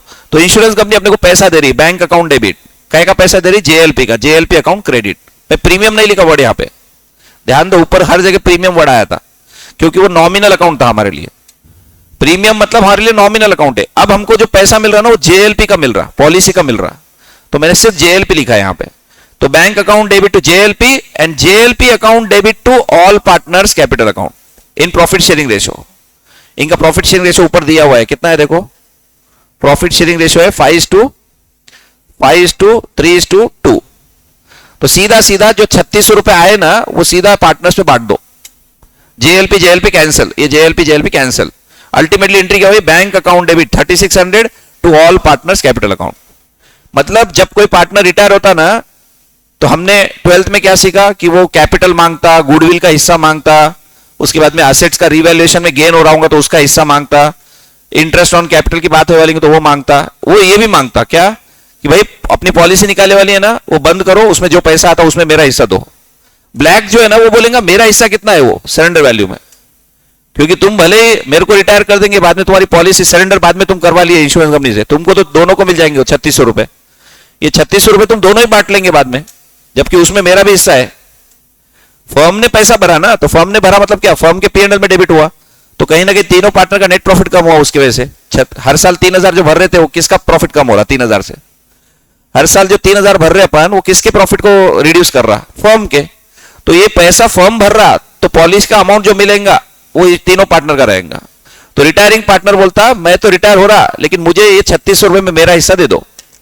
ये 3600 रुपए में मेरा हिस्सा कितना होता 2/10। 2/10 क्यों, 5 + 3 + 2 कितना हो रहा देखो टोटल, 5 + 3 + 2 5 + 3 + 2 10, तो 2/10 का 3600 का मेरे को मेरा दे दो 720। तो अब ये ब्लैक को दे रहे तो पैसे तो पूरे आए वाले ना अपने 3600, तो दोनों को बांट दो, रेड को भी बांट दो व्हाइट को भी बांट दो। पॉलिसी बंद कर रहे ना, तो पॉलिसी बंद कर रहे तो खत्म हो गया। अभी तक 3-3 हजार 4 बार भरे अपन ने, 20, 21, 22, 23, 4 बार से 3-3 हजार से प्रॉफिट कम हो रहा। प्रॉफिट कम हो रहा तो पार्टनर्स को कैपिटल में प्रॉफिट, एक तरह से प्रॉफिट कम हो रहा मतलब कैपिटल कम हो रहा एक तरह से चारों पार्टनर का, तीनों पार्टनर का। अब जब रिटायरमेंट का टाइम आ गया और पॉलिसी बंद करवा रहे तो जो पैसे मिलने वाले बिजनेस को, फर्म को, कहां से, इंश्योरेंस कंपनी से, वो भी तीनों को बांटेंगे अपन। तो यहां पे सिंपल है, bank account debit to JLP, JLP account debit to all partners capital account. ठीक है, तो यहां पे ये एंट्री में तुम्हारा रिटायरिंग पार्टनर होने के बाद जो पैसा आ रहा है वो तीनों में बांट दो सीधा सीधा। अब बात करेंगे अगर ब्लैक रिटायर नहीं, डेथ हो गया 15 अप्रैल को, ब्लैक पार्टनर जो है यहां पे उसका सडनली डेथ हो गया 15 अप्रैल को 2024, 15 अप्रैल 2024 को उसका डेथ हो गया किसी भी रीजन से, एक्सीडेंट में गया होगा, हार्ट अटैक से गया होगा, कुछ भी होगा। इंश्योरेंस कंपनी को बोलना पड़ेगा कि हमारा जॉइंट लाइफ पॉलिसी था और हमको हमारे एक पार्टनर का डेथ हो गया, हमको उसका पॉलिसी अमाउंट दो बोल के। तो इंश्योरेंस कंपनी बोलेंगी 50,000 रुपए तुमको हम देंगे, क्योंकि पॉलिसी 50,000 की थी। एक का भी डेथ हो तो 50,000। अच्छा, तीनों का साथ में तो 1.5 लाख मिलेगा क्या, नहीं 50,000 ही मिलेगा। ज्वाइंट लाइफ पॉलिसी बोलेंगे तो पॉलिसी अमाउंट एक ही रहता 50,000। एक का डेथ हुआ तो भी 50, तीनों का डेथ हुआ तो भी 50। ये समझो, ज्वाइंट लाइफ पॉलिसी का मतलब ये नहीं है कि इंडिविजुअली 50,000 देंगे अपने को। तीनों पार्टनर सडनली एक साथ भी डेथ हो गए तो भी 50,000 ही मिलेगा फर्म को मिलेगा। ठीक है, अब तुम बोलेंगे तीनों का डेथ होगा तो फर्म कौन चलाएगा, उनके रिप्रेजेंटेटिव आएंगे, बंद कर देंगे बिजनेस। उनके घर के मेंबर आएंगे, फर्म में क्या क्या पोजीशन है देखेंगे, सब बंद करके बेच के पॉलिसी से, इंश्योरेंस कंपनी से पैसा लेंगे, बांट के ले लेंगे वो सब। तो 50,000 रुपए ही मिलने वाले, एक का डेथ हो कि तीनों का डेथ हो। तो यहां पे अपने क्वेश्चन में मैं बोल रहा कि एक पार्टनर का डेथ हो गया ब्लैक का, तो ब्लैक का डेथ हो गया 15 अप्रैल को। 15 अप्रैल को क्या होगा, इंश्योरेंस कंपनी अपने नाम से 50,000 रुपए फर्म के नाम से, ब्लैक के पैसे नहीं है 50,000। बहुत जनों को गलत क्या लगता कि सर जिसका डेथ हुआ उसको पैसे मिलते क्या, उसकी पर्सनल पॉलिसी थोड़ी थी। पैसा कौन भर रहा था इसके, 3,000 रुपए हर साल कौन भर रहा था, फर्म भर रहा था। तो ये पैसा किसका है, फर्म का है। ये पैसे फर्म के है, वो डेथ वाले पार्टनर के नहीं है। भाई उसका डेथ हुआ तो उसको मिलना चाहिए ना, उसके लिए, उसके वजह से अपने को फर्म को मिल रहा है। नो डाउट उसका डेथ हो गया बोल के अपने फर्म को मिल रहा। तो bank account debit to JLP 50,000 और 15 अप्रैल को ही क्या करो, आए वाले पैसे पार्टनर्स में बांट दो 5:3:2 में। ये सबसे इजी वाला मेथड है एक्सपेंस मेथड। एक्सपेंस मेथड क्या बोलता, आखिरी में जब पैसे आएंगे, किसी का डेथ हुआ तो पॉलिसी अमाउंट मिलेगा, सरेंडर करेंगे तो सरेंडर वैल्यू मिलेंगे, वो पार्टनर में बांट दो। तो 2 एंट्री करना है, bank account debit to JLP, JLP account debit to partners capital, दोनों भी देख लो। रिटायरमेंट हुआ तो भी 2 एंट्री है, वही सेम एंट्री, अमाउंट चेंज हो रहा खाली। और अगर डेथ हुआ तो भी वही 2 एंट्री है, अमाउंट चेंज हो रहा। ऊपर 3600 रुपए मिले थे क्योंकि पार्टनर डेथ नहीं हुआ था, रिटायर हुआ था। नीचे 50,000 मिल रहे क्योंकि पार्टनर का डेथ हो गया। डेथ हुआ तो 50,000 रुपए फर्म को मिलेंगे। तो फर्म एंट्री पास करेगा, bank account debit JLP, JLP account debit to partners capital. Ultimately आज तक जो हम खर्चा बता रहे थे 3-3 हजार, उसका फायदा हुआ आखिरी में कि भाई सडन अपने को पता चला कि एक आधे पार्टनर का डेथ हो गया तो 50,000 रुपए इंश्योरेंस कंपनी से मिलेंगे। भरे अपने 12,000 ईच, 12,000 भरे 4 साल से, वो सब पीएनएल में जाते गया, हर साल 3-3 हजार पीएनएल में डाल देते थे अपन। आज कोई पार्टनर का सडनली डेथ हो गया तो कहीं ना कहीं हमारे को 50,000 रुपए इंश्योरेंस कंपनी से मिलेंगे, जो तीनों में बांटे जाएंगे। देखिए पैसे कहां हैं, बांट रहे तीनों में, कैपिटल तीनों के बढ़ रहे, लेकिन पैसे है कहां पे, फर्म के अंदर। तो अब वो रिप्रेजेंटेटिव आएगा, वो बोलेगा हिसाब करो, तो हिसाब में कर लेंगे और जो अमाउंट उसका निकलेगा उसमें से 50,000 रुपए दे देंगे उसके हाथ में। फर्म के पैसे उसके थोड़ी ना है ये 50,000 फर्म के पास आए वाले फर्म के है, तो फर्म बोलेगा ये 50,000 रखो, अब बाकी का आपका जो अमाउंट निकल रहा है वो हम दे देंगे तुमको 2 महीने में, 1 महीने में। तो कहीं ना कहीं तुमको हेल्प कर दिया है 50,000। ये 50,000 से तुमको क्या मदद मिल गई कि भाई उसको देने के लिए इतना बड़ा अमाउंट अपने पास कभी रहता ही नहीं, कैश बैलेंस बैंक बैलेंस 50,000 रहते ही नहीं अपने पास। तो उसको उस टाइम पे पैसे कहां से देते थे, डिसीज पार्टनर आके बोलता था उसके रिप्रेजेंटेटिव कि हमको तो पता नहीं, हमको अभी के अभी इमीडिएटली कम से कम 20-25,000 40,000 50,000 तो भी दो एटलीस्ट। तो कहीं ना कहीं ये जेएलपी का अपने को फायदा हो गया कि एक बड़ा अमाउंट हमारे पास फर्म में आए वाला है, वो अमाउंट हम उसको दे देंगे, क्योंकि ये बिजनेस के यूज करने के लिए थोड़ी था, ये तो था ही उसके लिए कि पार्टनर का डेथ होने के बाद उसको कुछ पैसा वापस कर सकना, अपन कुछ तो भी वापस देने के लिए, तो 50,000 वापस कर देंगे। ठीक है, नाउ सेकेंड मेथड, ये इंटरेस्टिंग मेथड है, असेट मेथड। ठीक है, इसको एक और नाम भी है JLP treated as an asset up to surrender value. ये मेथड को ऐसा भी बोल सकते हैं, JLP treated as an asset up to surrender value. तो सरेंडर वैल्यू तक उसको असेट पे बताओ, सरेंडर वैल्यू तक। देखो इसमें क्या होता, 2020 सेम क्वेश्चन है, क्वेश्चन माइंड में सेट हो गया क्या तुम्हारे। 2020 में हमने पॉलिसी निकाली, 10 जून को हर साल प्रीमियम भरना है, कैलेंडर ईयर अकाउंटिंग ईयर है, हर साल 3,000 भरेंगे अपन, फर्म भरेगा 3,000। ठीक है, और अगर डेथ हुआ तो 50 मिलने वाले 50,000, और अगर डेथ नहीं हुआ, रिटायर हुआ पार्टनर, तो अपने को वो 2024 में 3,600 रुपए मिलने वाले। वही question same, asset method same question. अगर असेट मेथड से क्वेश्चन सॉल्व करना रहा तो क्या होगा, year 2020, year 2020 10th June, JLP account debit 3,000 to bank account 3,000। ऊपर भी वही था, ये देखो JLP premium account debit to bank account, PNL account debit to JLP premium. यहां नीचे क्या बोल रहे हैं अपन, JLP account debit to bank account, PNL account debit to JLP. भाई सेम ही है ना, फिर 3,000 फिर डिफरेंस क्या था, क्योंकि पहले साल पॉलिसी सरेंडर वैल्यू 0 थी। फर्स्ट ईयर में सरेंडर वैल्यू कितनी है देख लो क्वेश्चन के अंदर, फर्स्ट ईयर में सरेंडर वैल्यू कितनी है चेक करो।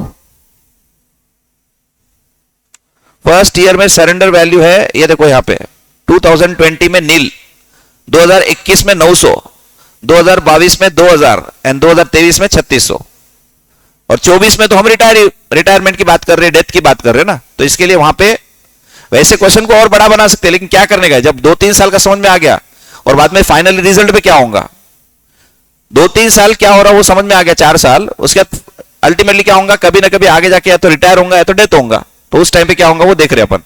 तो 2020 में सरेंडर वैल्यू कितनी है, सरेंडर वैल्यू 2020 में कितनी है, नील, 2021 में 900, 2022 में 2,000, 2023 में 3,600। ठीक है, तो यहां पे मैं पहला साल 2020 की बात कर रहा, असेट मेथड, सरेंडर वैल्यू क्योंकि 0 है उस ईयर में, पहले साल में, तो इसके लिए जितना पॉलिसी तुमने प्रीमियम भरा ना उतना पीएनएल पे पूरा ट्रांसफर कर दे रहा मैं। पहले साल में असेट पे जेएलपी नाम का असेट पे 0 वैल्यू रहेगा, असेट पे कुछ भी नहीं आएगा, जेएलपी आएगा ही नहीं। जब कोई असेट साइड पे लिखना है जेएलपी 0 तो लिखो ही मत, उससे अच्छा जेएलपी लिखो ही मत। सेकेंड ईयर में क्या होगा, ध्यान दो इधर, ये इंपॉर्टेंट है, यहां से शुरू हो रहा है इंपॉर्टेंट। सेकेंड ईयर में क्या होगा, 10th जून को हम पॉलिसी का प्रीमियम भरेंगे, JLP account debit 3,000 to bank account 3,000।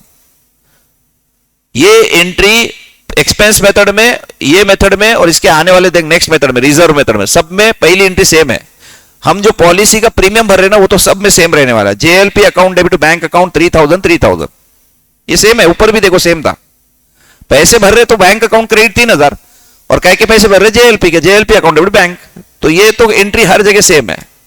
अब 31 दिसंबर को क्या होगा, 31 दिसंबर को हमको यह देखना है कि हमारी पहले सरेंडर वैल्यू कितनी थी पिछले साल, पिछले साल सरेंडर वैल्यू कितनी है, इसको ओपनिंग सरेंडर वैल्यू बोलते हैं। ध्यान से सुनो, इधर फॉर्मूला लिखा मैंने, ये 2,100 रुपए आया कहां से, सेकेंड एंट्री जो पास कर रहे, profit and loss account debit to JLP, ये 2,100 रुपए का अमाउंट आया कहां से, ओपनिंग सरेंडर वैल्यू, ये फॉर्मूला लिख रहे अपन, opening surrender value that is 0 in this question for the 2021 opening surrender value 0 plus premium paid कितना करे अपन ने 3000, ये वाला जो हर साल भरना है प्रीमियम, तो 3000 ही भरना है, 3000 रुपए प्रीमियम भरे अपन ने, लेस क्लोजिंग सरेंडर वैल्यू। मुझे बताओ क्लोजिंग सरेंडर वैल्यू कितनी है ऊपर अपने को दी वाली है, देखो 2021 में सरेंडर वैल्यू कितनी बोला उसने, 2020 में तो नील सरेंडर वैल्यू थी, 2021 में कितनी है सरेंडर वैल्यू 900, तो 900 रुपीज यहां से लेस करो 900, तो opening surrender value 0 add premium paid less closing surrender value कितना आता, देखो 0 प्लस 3000 माइनस 900, 0 प्लस 3000 माइनस 900 कितना आया 2100, 2100। अब क्या होता, तुमने जेएलपी अकाउंट डेबिट 3000 किया और जेएलपी अकाउंट क्रेडिट 2100 किया, तो ये दोनों में डिफरेंस है, अभी कितने का डिफरेंस है, और जब कभी भी कोई लेजर क्लोज नहीं होता ना, वो लेजर बैलेंस शीट में आता। तो अब क्योंकि डेबिट 3000 है और क्रेडिट 2100 है, ध्यान दो इधर, डेबिट 3000 है क्रेडिट 2100 है, तो इसका बैलेंस कौन सा निकलता जेएलपी का, डेबिट बैलेंस, डेबिट 3000 है क्रेडिट 2100 है। अगर मैं इसका लेजर बनाऊं यहां पे जेएलपी का, जेएलपी लेजर, तो ओपनिंग बैलेंस कितना था, to balance brought down 0, opening balance मतलब ये वाला, ओपनिंग बैलेंस मतलब लास्ट ईयर कितनी सरेंडर वैल्यू थी 0, तो इसके लिए 0। अब इस साल में एंट्री क्या करें, जेएलपी अकाउंट डेबिट बैंक, तो टू बैंक कितना प्रीमियम भरे अपन ने 3000 प्रीमियम भरे ना, और उसके बाद में प्रॉफिट एंड लॉस में कितना ट्रांसफर कर रहे हैं, by profit and loss account कितना ट्रांसफर करे 2100, तो निकालो balance carried down, by balance carried down, निकालो बैलेंस कितना आता।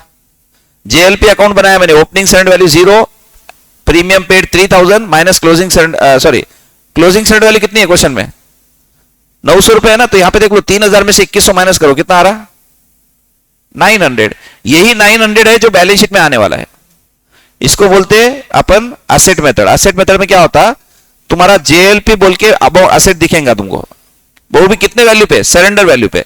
तो यहां पे है ना जेएलपी तुम्हारा आएगा पहले ये सेकंड ईयर में 900 रुपए पे। देखो जेएलपी डेबिट 3000 है क्रेडिट 2100 है। पहले केस में क्या हुआ था, ईयर में 3000 कैंसिल हो गया था, जितना डेबिट करे उतना पीएनएल में क्रेडिट भी करे तो कैंसिल हो गया था। सेकंड ईयर 2021 में क्या हो रहा, जेएलपी डेबिट 3000 और क्रेडिट जेएलपी 2100, तो तुमने डेबिट करे 3000 क्रेडिट कर रहे 2100, मतलब पीएनएल में कम ट्रांसफर कर रहे, तो पीएनएल में कम ट्रांसफर कर रहे बोल के तुम्हारा बैलेंस शीट में एसेट पे जेएलपी दिखेगा 900 पे जेएलपी एसेट पे दिखेगा, ठीक है। तो ये हो गया तुम्हारा असेट।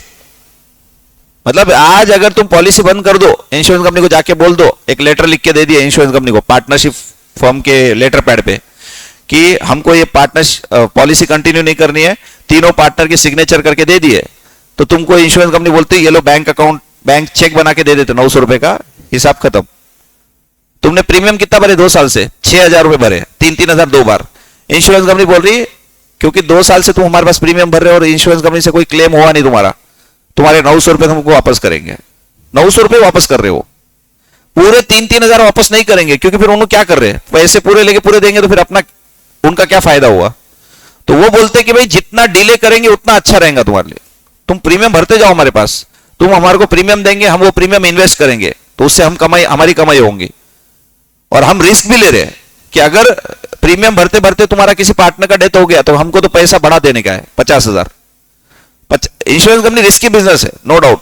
इंश्योरेंस कंपनी कोई बिजनेस ऐसा हरदम, कभी कभी क्या होता है बहुत लॉसेस में भी जाते हैं इंश्योरेंस कंपनी, ठीक है। तो यहां पे ये जो जेएलपी बता रहे ना अपन, ये सरेंडर वैल्यू में बता दी है फर्म के अंदर, ये फर्म की बैलेंस शीट में 900 रुपए पे आ जाएगा। Now 2022 10 June 10 June 2022 JLP account debit 3000 to bank account, entry will remain same, first entry same ही रहने वाली है, बट सेकेंड एंट्री जो है 31 दिसंबर की, फॉर्मूला लगेगा opening surrender value add premium paid less closing surrender value. तो मुझे बताओ ओपनिंग सरेंडर वैल्यू कितनी है।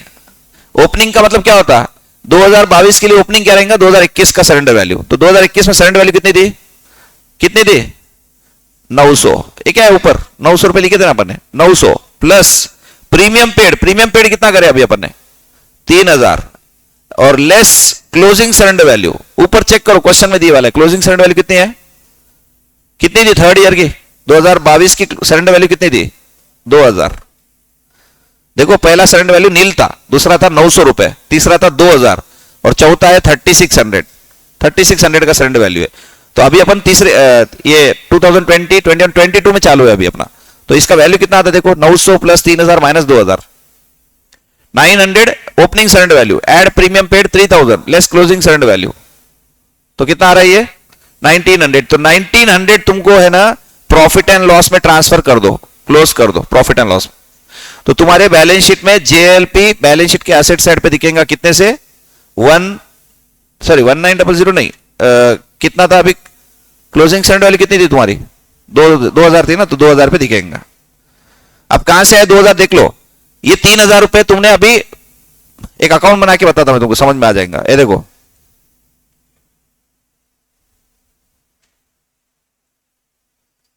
ये देखो जेएलपी का अकाउंट बना रहे हैं यहां पे, ये जेएलपी अकाउंट कौन सा 2022 का JLP account 2022। What is opening surrender value to balance brought down, opening surrender value कितनी है 900 रुपए है। प्रीमियम पेड कितना है, JLP account debit to bank, ये 10 जून की entry, JLP account debit to bank कितना 3000। उसके बाद में प्रॉफिट एंड लॉस में कितना ट्रांसफर किया अपन ने, प्रॉफिट एंड लॉस अकाउंट में कितना किए थे 1900 किए थे क्या, 1900 किए ना। तो by balance carried down, balance carried down कितना आता देख लो, इधर 3900 में से 1900 माइनस करो, 1900 माइनस कर दो, कितना आ गया 2000। यही तो लिखना है बैलेंस शीट में। बैलेंस शीट में वो सभी अकाउंट्स आते हैं जिन अकाउंट में बैलेंस निकलता कैरिड डाउन, बैलेंस शीट में वो सब लेजर के बैलेंसेस आते हैं जिनका बैलेंस कैरिड डाउन निकलता। ये बैलेंस कैरिड डाउन निकला ना 2000, तो ये बैलेंस शीट में दिखेगा तुमको 2000 पे, ये 2000 पे बैलेंस शीट में दिख रहा है अपने को, यहां पे लिख दिया मैंने जेएलपी 2000। ठीक है, आगे आ जाओ 2023 सेम कंटिन्यू। 10 जून को सबसे पहले हम प्रीमियम भरेंगे, JLP account debit to bank account 3000। अब 31 दिसंबर जब आएगा तो हमको थोड़ा पीएनएल में कितना ट्रांसफर करने का वो निकालना पड़ेगा।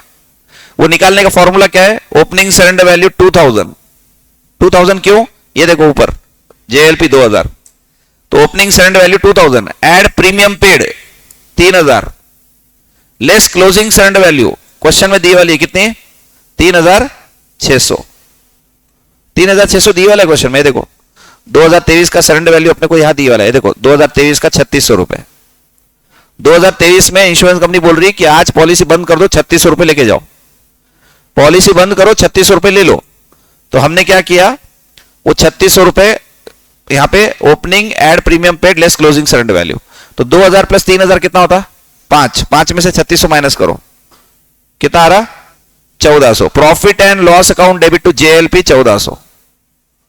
अब बैलेंस शीट में कितना आएगा जेएलपी बोलो कोई, कितना आएगा बैलेंस शीट में 3600, क्योंकि जेएलपी बैलेंस शीट में सरेंडर वैल्यू पे दिखने वाली है, तुमको याद रखना।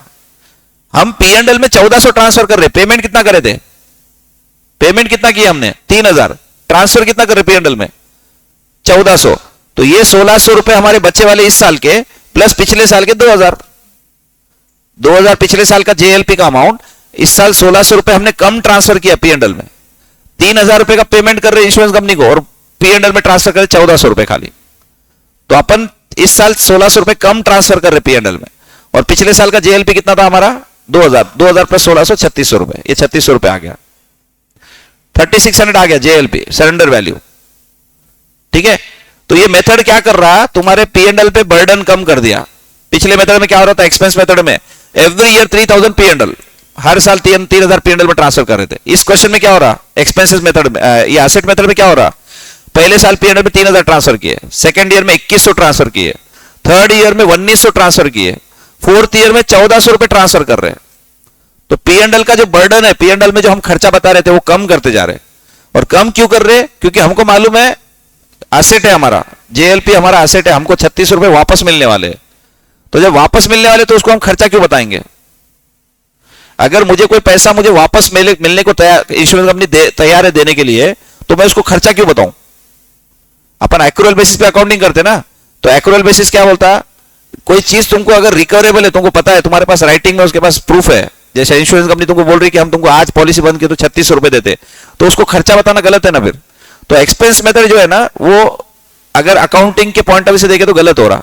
उसमें क्या कर रहे हैं, सरेंडर वैल्यू भूल जाओ बोल रहे हैं। क्या करने का surrender value, direct P and L में ट्रांसफर कर दो, every year 3000 P and L में लिख दो, वो मेथड बोलता एक्सपेंस मेथड। और ये जो एसेट मेथड है ना, ये क्या बोलता, जब हमारा 3000 खर्चा ही नहीं है तो हम 3000 खर्चा क्यों बताना, फिर खर्चा कितना है कैसे निकालने का है, opening surrender value add premium paid less closing surrender value, इस फॉर्मूले से कैलकुलेट करना है एवरी टाइम। तो तुम्हारा एसेट साइड पे जेएलपी का अमाउंट हर साल बढ़ते जाएगा, बढ़ते जाएगा। अब यहां से इंपॉर्टेंट है, यहां ध्यान दो, पार्टनर रिटायर हो गया 15 अप्रैल 2024 को, पार्टनर रिटायर हो रहा, 3 पार्टनर में से एक पार्टनर बोल रहा मुझे रिटायरमेंट चाहिए, 15 अप्रैल को रिटायरमेंट का डिसीजन हो रहा, और बाकी पार्टनर बोल रहे ठीक है इंश्योरेंस कंपनी को इन्फॉर्म करेंगे। तो इंश्योरेंस कंपनी को हमको इन्फॉर्म किए, तो इंश्योरेंस कंपनी ने बोला ठीक है पॉलिसी बंद करवाना है तो हम तो फोर्स नहीं कर सकते, करना है तो कर लो। पार्टनर ही रिटायर हो तो क्या करते कंटिन्यू करके, तो इंश्योरेंस कंपनी बोल रही कि ठीक है आप एप्लीकेशन दे दो, एक क्लोज कर देंगे और आपका जो भी अमाउंट निकलता सरेंडर वैल्यू हम दे देंगे आपको। तो 15 अप्रैल को इंश्योरेंस कंपनी ने बोला कि हम तुमको 3600 रुपए वापस कर देंगे, क्योंकि लास्ट टाइम हमने आपको बोला था 3600 रुपए का पॉलिसी सरेंडर वैल्यू है, तो वो तुम्हारे को हम वापस कर देंगे। तो एंट्री क्या हो रही सुनो, bank account debit to JLP 3600। अब तुम्हारा एसेट साइड पे जो 3600 रुपए है ना, वो एसेट अब नहीं रहा। ये जो एसेट है ना, ये जो एसेट पे लिखे थे 3600 रुपए, ये तुम्हारे को कन्वर्ट हो गए कैश में, कैश में कन्वर्ट हो गए। तो यहां पे बैलेंस शीट में बैंक बैलेंस तुम्हारे पास आ गया, बैंक बैलेंस कितने से 3600 रुपए से, और तुम्हारा जेएलपी जो एसेट था ना वो तुम्हारा खत्म हो गया। तो पार्टनर्स को कुछ भी नहीं जाता, पार्टनर को कुछ ट्रांसफर नहीं कर सकते आप। क्यों नहीं कर सकते, जेएलपी एसेट पे बताए थे 3600 रुपए, आ गए 3600 रुपए। मुझे बोलो तुम्हारे बैलेंस शीट में डेटर्स बोल के लिखे हुआ है 2000, तो डेटर से पैसे मिला तो इनकम थोड़ी रहती तुम्हारी। डेटर से 2000 एसेट साइड पे, और डेटर आया तुमको बोला ये लो 2000 मेरे देने के, दे दिया, तो ये इनकम थोड़ी है तुम्हारी।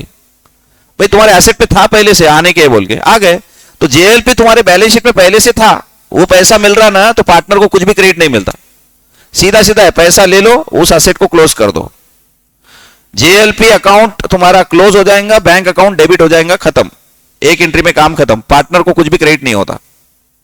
यहां पे कंफ्यूज क्या होता है कि सर जेएलपी का जो पैसा मिला वो पार्टनर को कैसे नहीं जा रहा क्रेडिट। अरे पार्टनर ने खर्चा कम बताया ना 3600 रुपए से। पिछले 4 साल में क्या हुआ, पहले साल 3000 पीएनएल में ट्रांसफर किया, सेकंड ईयर में कितना ट्रांसफर किए थे 1900 रुपए, ये देखो यहाँ पे 1900 रुपए, 2100 रुपए सॉरी 2100 पीएनएल में ट्रांसफर किया। थर्ड ईयर में कितना ट्रांसफर किए 1900, फोर्थ ईयर में 1400। तो मुझे बताओ ये प्रॉफिट एंड लॉस में कम ट्रांसफर कर रहे, तो इनडायरेक्टली उनके कैपिटल ऑलरेडी बढ़ गए ना। पिछले मेथड में क्या हो रहा था, 3000 पीएनएल 3000 पीएनएल 3000 पीएनएल, और जब आखिरी में 2024 में जब पार्टनर रिटायर हो रहा तो 3600 रुपए जो मिल रहे वो पूरा पार्टनर का प्रॉफिट था। क्यों प्रॉफिट था, क्योंकि ऑलरेडी 4 साल से उन्होंने खर्चा बता दिया था, उन्होंने सरेंडर वैल्यू को इंपॉर्टेंट ही नहीं दिया था। अब ये वाले मेथड में क्या हो रहा, पीएनएल में अपन ने पहले ही कम ट्रांसफर करे, तो पहले से अगर तुम पीएनएल में कम ट्रांसफर करेंगे तो पार्टनर को क्रेडिट कहां से मिलेगा, ऑलरेडी मिल चुका है क्रेडिट, कैपिटल बढ़ गया ना 4 साल से कंटिन्यू। पहले साल 3000 ट्रांसफर करे, सेकेंड ईयर में सिर्फ 2100 ट्रांसफर करे, तुम पे कर रहे 3000 और 2100 ट्रांसफर कर रहे, तो 900 रुपए से तुमने बैलेंस शीट में एसेट साइड पे तुम्हारा सरेंडर वैल्यू बताया था, ये देखो जेएलपी 900 से तुमने सरेंडर वैल्यू बताया था, तो इनडायरेक्टली ये तुमने एसेट बता दिया। बाद में और एक एसेट बताया 2000 का, ये हटा दो, इसमें इंक्लूड हो गया, तुमने उस एसेट की वैल्यू को बढ़ा दिया 2000 कर दिया। फिर और एक साल में तुमने क्या किया, उस एसेट की वैल्यू को और बढ़ा दिया 3600 रुपए कर दिया। अब इंश्योरेंस कंपनी बोल रही आ जाओ 3600 रुपए ले लो, तो तुम्हारे एसेट साइड पे 3600 लिखा हुआ है, वो पैसा मिल रहा, तो bank account debit to JLP, partner को कुछ भी नहीं मिलता, पार्टनर को यहां कुछ नहीं मिलेगा ये समझो, क्योंकि ऑलरेडी पार्टनर्स के कैपिटल जो है ना वो ऑलरेडी बड़े वाले हैं 3600 रुपए से। पिछले मेथड में 12000 पीएनएल में गए थे 4 साल से, इस मेथड में 12000 नहीं गए, टोटल कर लो कितना गया, पहले साल में कितना गया था 3000, दूसरे साल में 2100, करो टोटल 3000 प्लस 2100 प्लस 1900 प्लस 1400 8400। पहले वाले में 12000 गया था, इसमें 8400 पीएनएल में लिखे अपने, तो कितने से कम करे पीएनएल का बर्डन, पीएनएल का जो बर्डन है उतने अपने कितने 4 साल से किस कम करे ना, तो कितने से कम करे 12000 माइनस 8400 करो कितना होता 3600, तो वो 3,600 तुम्हारे कैपिटल ऑलरेडी बड़े वाले हैं, तुमने प्रॉफिट को बढ़ा के लिए वाला है पहले। ये मेथड में, ये मेथड बोलता तुमने P&L में पूरा ट्रांसफर ही नहीं किया था, तो अब बैलेंस शीट में जो एसेट पे JLP लिखा है उसका पैसा मिलेगा, तो तुम्हारी कोई इनकम नहीं है। वो एसेट साइड पे JLP लिखा है, उसका पैसा मिल रहा, तो तुम्हारी इनकम कहां से हो गई? एक एसेट गया, दूसरा एसेट आ गया, एक एसेट हटा, दूसरा एसेट आ गया, बैंक अकाउंट बढ़ गया बैलेंस 3600 से। तो इसके लिए पार्टनर्स को क्रेडिट नहीं होता यहां पे। अब एग्जाम में क्या होता, 3600 रुपए है ना, क्वेश्चन में क्या बोलता, insurance company paid 3500।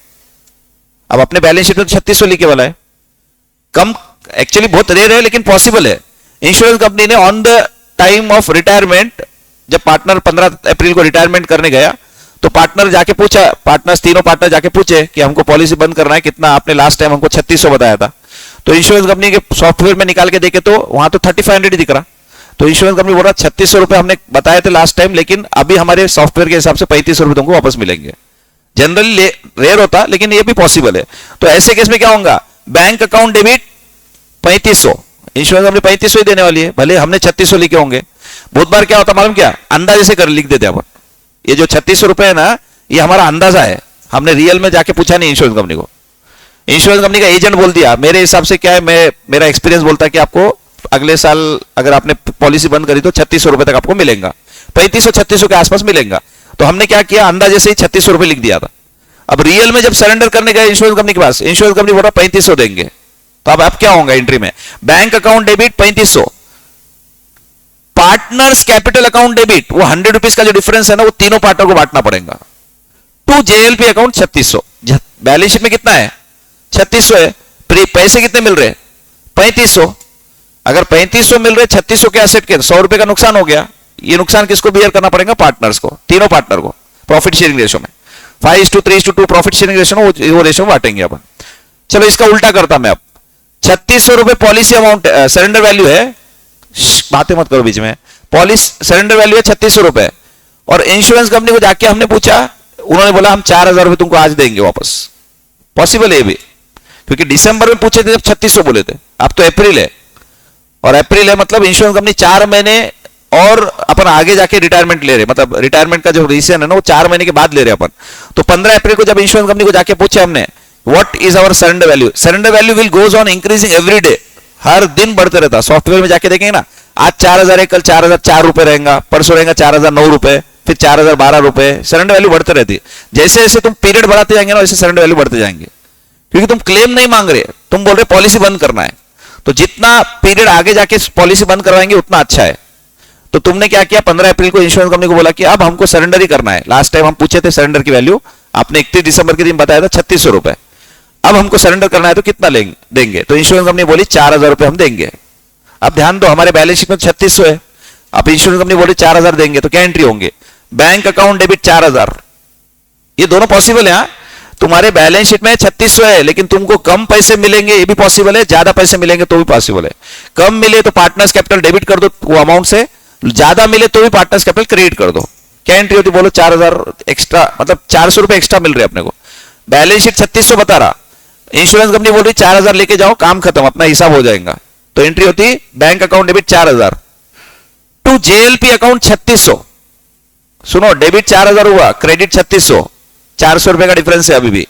To partners capital account, मुझे बोलो इसकी सरेंडर वैल्यू ज्यादा मिलने से फायदा किसका है?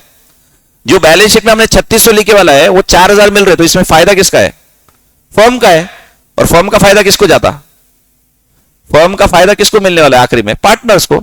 फर्म में लॉस हुआ तो भी पार्टनर्स को, फर्म में प्रॉफिट हुआ तो भी पार्टनर्स को। तो ये एंट्री करते तक ध्यान रखना, सरेंडर वैल्यू से कम मिले तो पार्टनर्स कैपिटल डेबिट होंगे, सरेंडर वैल्यू से ज्यादा मिला तो पार्टनर्स कैपिटल। अच्छा, इसका बेस्ट एग्जांपल तुमको यहां मिल जाता डेथ के केस में, क्योंकि डेथ के केस में हमारी बैलेंस शीट में 3600 है, बट इंश्योरेंस कंपनी 50,000 रुपए देने वाली है अपने को।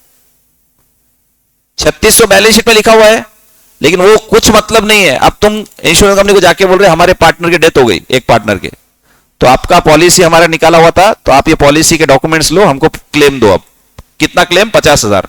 तो ऐसे केस में बैंक अकाउंट डेबिट 50,000। ध्यान दो, इधर बैलेंस शीट में 3600 रुपए लिखा हुआ सरेंडर वैल्यू। लास्ट टाइम 31 दिसंबर को हम सब सरेंडर वैल्यू पूछे ना इंश्योरेंस कंपनी से, तो उन्होंने बोला 3600 रुपए हम रिटर्न कर देंगे अगर आप अभी सरेंडर करते होंगे। तो हमने कोई सरेंडर नहीं किया, खाली हम इंफॉर्मेशन लिए इंश्योरेंस कंपनी से जाके। अब 2024 का 15 अप्रैल आया, 15 अप्रैल को एक पार्टनर का डेथ हो गया। इंश्योरेंस कंपनी को बताया हमने कि आपने लास्ट टाइम हमको बताया लेकिन अभी हमारे पार्टनर का डेथ हो गया तो आप क्लेम दो। तो bank account debit 50,000 to JLP account 50,000। अब ध्यान दो इधर, तुम्हारे बैलेंस शीट में जेएलपी 3600 रुपए में था, वो 3600 रुपए अब तुमको नहीं मिलने वाले। क्यों नहीं मिलने वाले?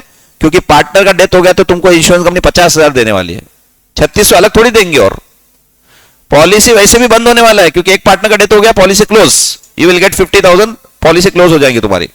तो हम 50,000 रुपए इंश्योरेंस कंपनी से ले रहे तो 3600 नहीं मिलने वाले अब। तो एक तरह से तुम्हारे बैलेंस शीट में 3600 रुपए का जो एसेट है ना, उसके जगह तुमको 50,000 रुपए मिल रहे सीधा सीधा। 3600 का एसेट अब जीरो हो गया। सरेंडर वैल्यू कौन देने वाला है अब? या तो सरेंडर वैल्यू मिलती या तो पॉलिसी अमाउंट मिलता, दोनों में से एक मिलता। तो तुम पॉलिसी ले रहे, अमाउंट रिकवर कर रहे ना, क्योंकि एक पार्टनर का डेथ हो गया ना। पार्टनर का डेथ हुआ तो तुम क्या मांगने वाले हो इंश्योरेंस कंपनी से? Policy amount. तो इंश्योरेंस कंपनी बोलती है सरेंडर वैल्यू का अब कुछ लॉजिक नहीं है। अब सरेंडर का है, पॉलिसी बंद करो, पैसा तुम ले लो 50,000, हमारा काम हो गया। 50,000 रुपीज मिलने वाले अपने को। तो सुनो, bank account debit 50,000 to JLP 50,000। समझ में आया? आगे 15 अप्रैल को next entry, JLP account debit 46,400 to partners capital account 5:3:2। ये 46,400 बांट दो। अब मेरा क्वेश्चन है कि ये 46,400 का कहां से आंकड़ा आया, नंबर कहां से आया? ये तुम्हारे बैलेंस शीट में क्या लिखा हुआ था? 3600। मिल रहे कितने? 50,000। तो 3600 के जगह 50 मिल रहे, तो तुम्हारा फायदा कितने का हुआ? 46,400 का। एक असेट जो तुम्हारे बैलेंस शीट में 3600 पे दिख रहा था, जैसे एक एग्जांपल, एक यूनिक फर्नीचर है, पुराना बहुत, हमने लिए वाला है 4,000 में, और हमारे बैलेंस शीट में आज भी 4,000 पे है क्योंकि हम उस पर डेप्रिसिएशन नहीं करते। अब ये बेचने के लिए निकाले ना, 50,000 रुपए मिल रहे इसके अपने को। 4,000 का फर्नीचर खरीदे वाला है आज से 10-15 साल पहले। वो फर्नीचर यूनिक होने की वजह से उस पर डेप्रिसिएशन नहीं कर रहे अपन, यूनिक आइटम है बोल के। तो वो फर्नीचर अभी बेचने निकाले पार्टनरशिप फर्म ने, तो वो 4,000 के फर्नीचर के सामने वाला बोल रहा मैं 50,000 देने को तैयार हूं। तो मुझे बताओ, 4,000 का फर्नीचर बैलेंस शीट से हटेगा और 50,000 रुपए आएंगे, तो प्रॉफिट कितना हो रहा अपना? 46,000। वैसे ही यहां पे भी है। जेएलपी तुम्हारा 3600 रुपए लिखा हुआ था, लेकिन वो 3600 का कोई मतलब नहीं है, 50,000 दे दी इंश्योरेंस कंपनी। तो 50,000 ले लो, वो 3600 खत्म कर दो। तो ये ऐसे है, देखो ये अकाउंट बनाने का ऐसा दिखेगा। देखो ये इसका लेजर बनेगा ना, तो ऐसा आएगा। तुम्हारे जेएलपी के अकाउंट में 3600 का बैलेंस ब्रॉड डाउन है, ये ब्रॉड डाउन। इंश्योरेंस कंपनी बोल रही बाय बैंक, तुमको हम पैसे दे रहे, कितने? 50,000। एंट्री क्या बोला था मैंने?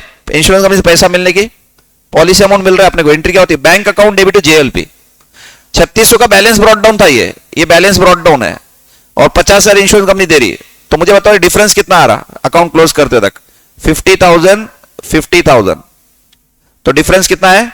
46,400। ये किसको जाएगा? तो ये तीनों पार्टनर को जाएगा।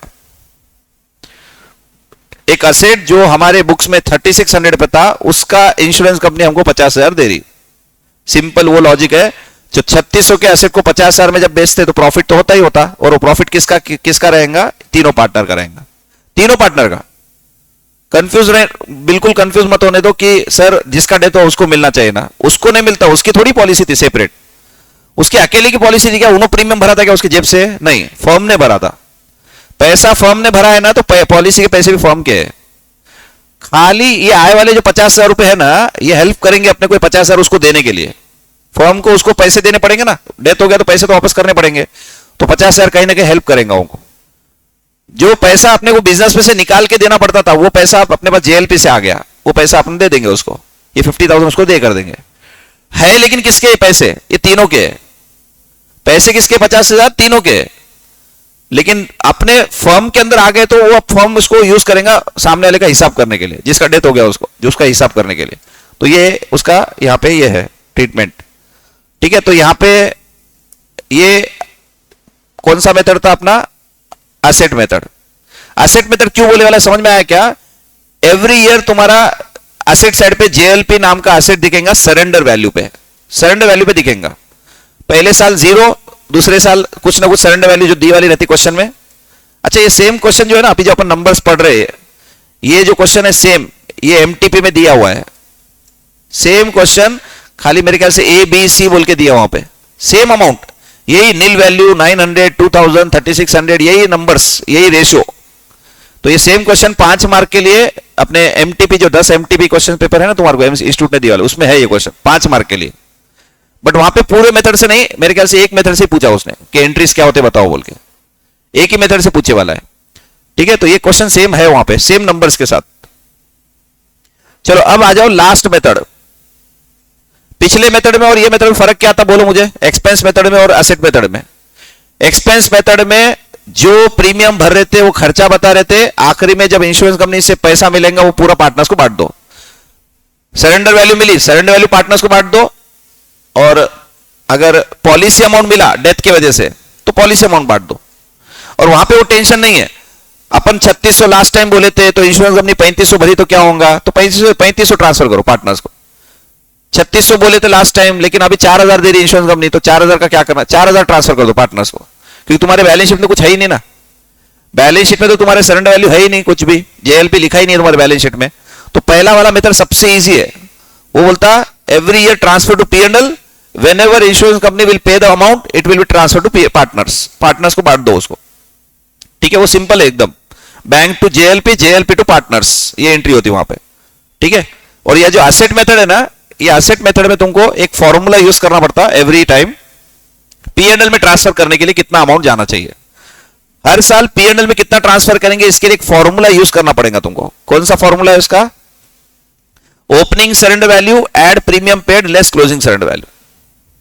ये फॉर्मूले से ही आंसर निकलता 1900 रुपए।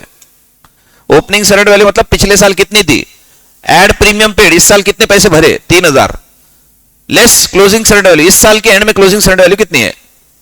ऐसे करके तुमको ये निकालना है पी&एल में कितना ट्रांसफर होगा। ठीक है, और बैलेंस शीट में कौन सा वैल्यू दिखेगा, इस साल का सरेंडर वैल्यू। एवरी ईयर इस साल की सरेंडर वैल्यू बैलेंस शीट में दिखेंगे तुमको। 2022 की सरेंडर वैल्यू अलग है, 2023 की अलग है, 2024 की अलग। जैसे जैसे आगे जाते तो सरेंडर वैल्यू बढ़ते रहती, जैसे जैसे तुम आगे बढ़ेंगे surrender value will goes on increasing, accumulate होते रहती वो। क्योंकि इंश्योरेंस कंपनी बोलती है तुम जितना आगे जाके सरेंडर करेंगे उतना तुमको हम ज्यादा पैसा वापस कर देंगे, क्योंकि कहीं ना कहीं तुमने उतने सालों में कोई क्लेम मांगा नहीं, किसी का भी डेथ नहीं हुआ बोल तो क्लेम नहीं हुआ, और तुमने हमारे पास जो पैसा दिया हमने उसका यूटिलाइजेशन अच्छा से कर लिया। आपने जो हमको पैसे भरते गए थे 3-3 हजार, उसका यूटिलाइजेशन हमने बहुत अच्छे से कर लिया, हमको फायदा हो गया उसका। अब हमको ये पैसे वापस करने में कोई प्रॉब्लम नहीं है, आपको वापस देना है तो हम दे देते हैं वापस। तो surrender value will goes on increasing day by day, मतलब day by day every year increase होते जाती। चलो अब लास्ट मेथड कॉम्बिनेशन है, ये रिजर्व मेथड मतलब, रिजर्व मेथड मतलब कॉम्बिनेशन है। इसका क्वेश्चन कहीं पे भी नहीं दिए वाला है, ना मॉड्यूल में ना अपने एमटीपी में, ये रिजर्व मेथड का नहीं दिए वाला है। ठीक है, तो थोड़ा सा दोनों मेथड का कॉम्बिनेशन है ये। इसमें क्या होता, 2020 आया, सबसे पहले पॉलिसी निकाले हमने, 10 जून को पॉलिसी निकाले और 10 जून को इंश्योरेंस कंपनी को 3000 भरे। JLP account debit 3000 to bank account 3000। मैंने बोल दिया first entry every year in all 3 method will be same. First entry in every year in all 3 methods is same. क्या एंट्री है, JLP account debit to bank account. खाली पहले method में difference था, तुम बोलेंगे तो जेएलपी प्रीमियम बोले थे वहां पे वर्ड अपन ने, क्योंकि वो एक्सपेंस मेथड है ना, तो नाम प्रीमियम का, नॉमिनल अकाउंट का नाम लाना बोल के हमने प्रीमियम वर्ड यूज किया। अच्छा, वहां पे भी जेएलपी लिखे तो गलत नहीं, कुछ चलता। अगर पहले मेथड में तुमने जेएलपी लिख दिया ना तो कुछ भी गलत नहीं होगा। प्रीमियम वर्ड नहीं लिखे, खाली जेएलपी टू बैंक लिखे और पी&एल टू जेएलपी लिखे तो भी चलता फर्स्ट मेथड में, एक्सपेंस वाले। एक्सपेंसेस मेथड के अंदर भी तुमने अगर जेएलपी लिख दिया ना तो कुछ भी गलत नहीं है, प्रीमियम लिखो या मत लिखो उससे कोई फर्क नहीं पड़ता। तो ऐसा बोल सकते हैं अपन, तीनों मेथड में पहली एंट्री सेम है हर साल की, 20, 21, 22, 23 जो भी ईयर में पहली एंट्री पास कर रहे हैं वो तीनों ईयर तीनों मेथड में सेम है। ठीक है, सेकेंड एंट्री 31 दिसंबर। अब ये मेथड क्या है, रिजर्व मेथड। इसमें क्या होता मालूम क्या, बैलेंस शीट के अंदर तुम जेएलपी तो सरेंडर वैल्यू पे बताने वाले ही हो, सरेंडर वैल्यू पे, साथ में जेएलपी रिजर्व भी आएगा बैलेंस शीट में, वो भी सरेंडर वैल्यू पे आएगा। जेएलपी रिजर्व नाम का आइटम सरेंडर वैल्यू पे आएगा, मतलब सिंपली ये और ये कैंसिल होने वाला है। और जब ये और कैंसिल हो जाता ना तो मेथड 1 हो जाता। जब ये और ये कैंसिल होने वाला है तो फिर अल्टीमेटली क्या हुआ, मेथड 1 ही हो गया। मेथड 1 में क्या था, बैलेंस शीट में लिखते ही नहीं थे अपन। मेथड 1 में क्या करते थे, बैलेंस शीट में लिखते थे क्या अपन, बैलेंस शीट में कुछ नहीं आता था, पैसे भरे पी&एल में, पैसे भरे पी&एल में ट्रांसफर कर देते अपन। फिर ये मेथड क्या बोलता कि तुम बैलेंस शीट में भी बताओ और तुम एक रिजर्व क्रिएट करो साथ में। ये मेथड दोनों का कॉम्बिनेशन है, expenses method plus asset method का कॉम्बिनेशन है रिजर्व मेथड। तो नाम इसका रिजर्व मेथड क्यों है? क्योंकि जेएलपी रिजर्व मेंटेन करना है साइमल्टेनियसली। क्वेश्चंस में कैसे समझना कौन सा मेथड है? सिंपल है, बैलेंस शीट देखो, असेट साइड पे खाली जेएलपी दिख रहा मतलब मेथड 2। बैलेंस शीट में जेएलपी नहीं दिख रहा, खाली एडजस्टमेंट में कुछ दिए वाला है, इसका मतलब एक्सपेंसेस मेथड। बैलेंस शीट में जेएलपी का नाम ही नहीं है। जैसे 12th के क्वेश्चन में देखो जेएलपी कभी आया नहीं, 12th के कोई भी क्वेश्चन में, एडमिशन रिटायरमेंट नाम ही नहीं है, मतलब अगर समझो एडजस्टमेंट कुछ बोलता था तो वो एक्सपेंसेस मेथड रहता था, जेएलपी का एक्सपेंसेस मेथड। ठीक है, और ये रिजर्व मेथड में क्या होता, जेएलपी भी आता और जेएलपी रिजर्व भी आता।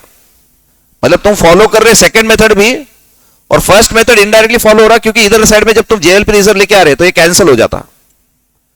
जेएलपी रिजर्व सेम वैल्यू, दोनों भी सेम वैल्यू।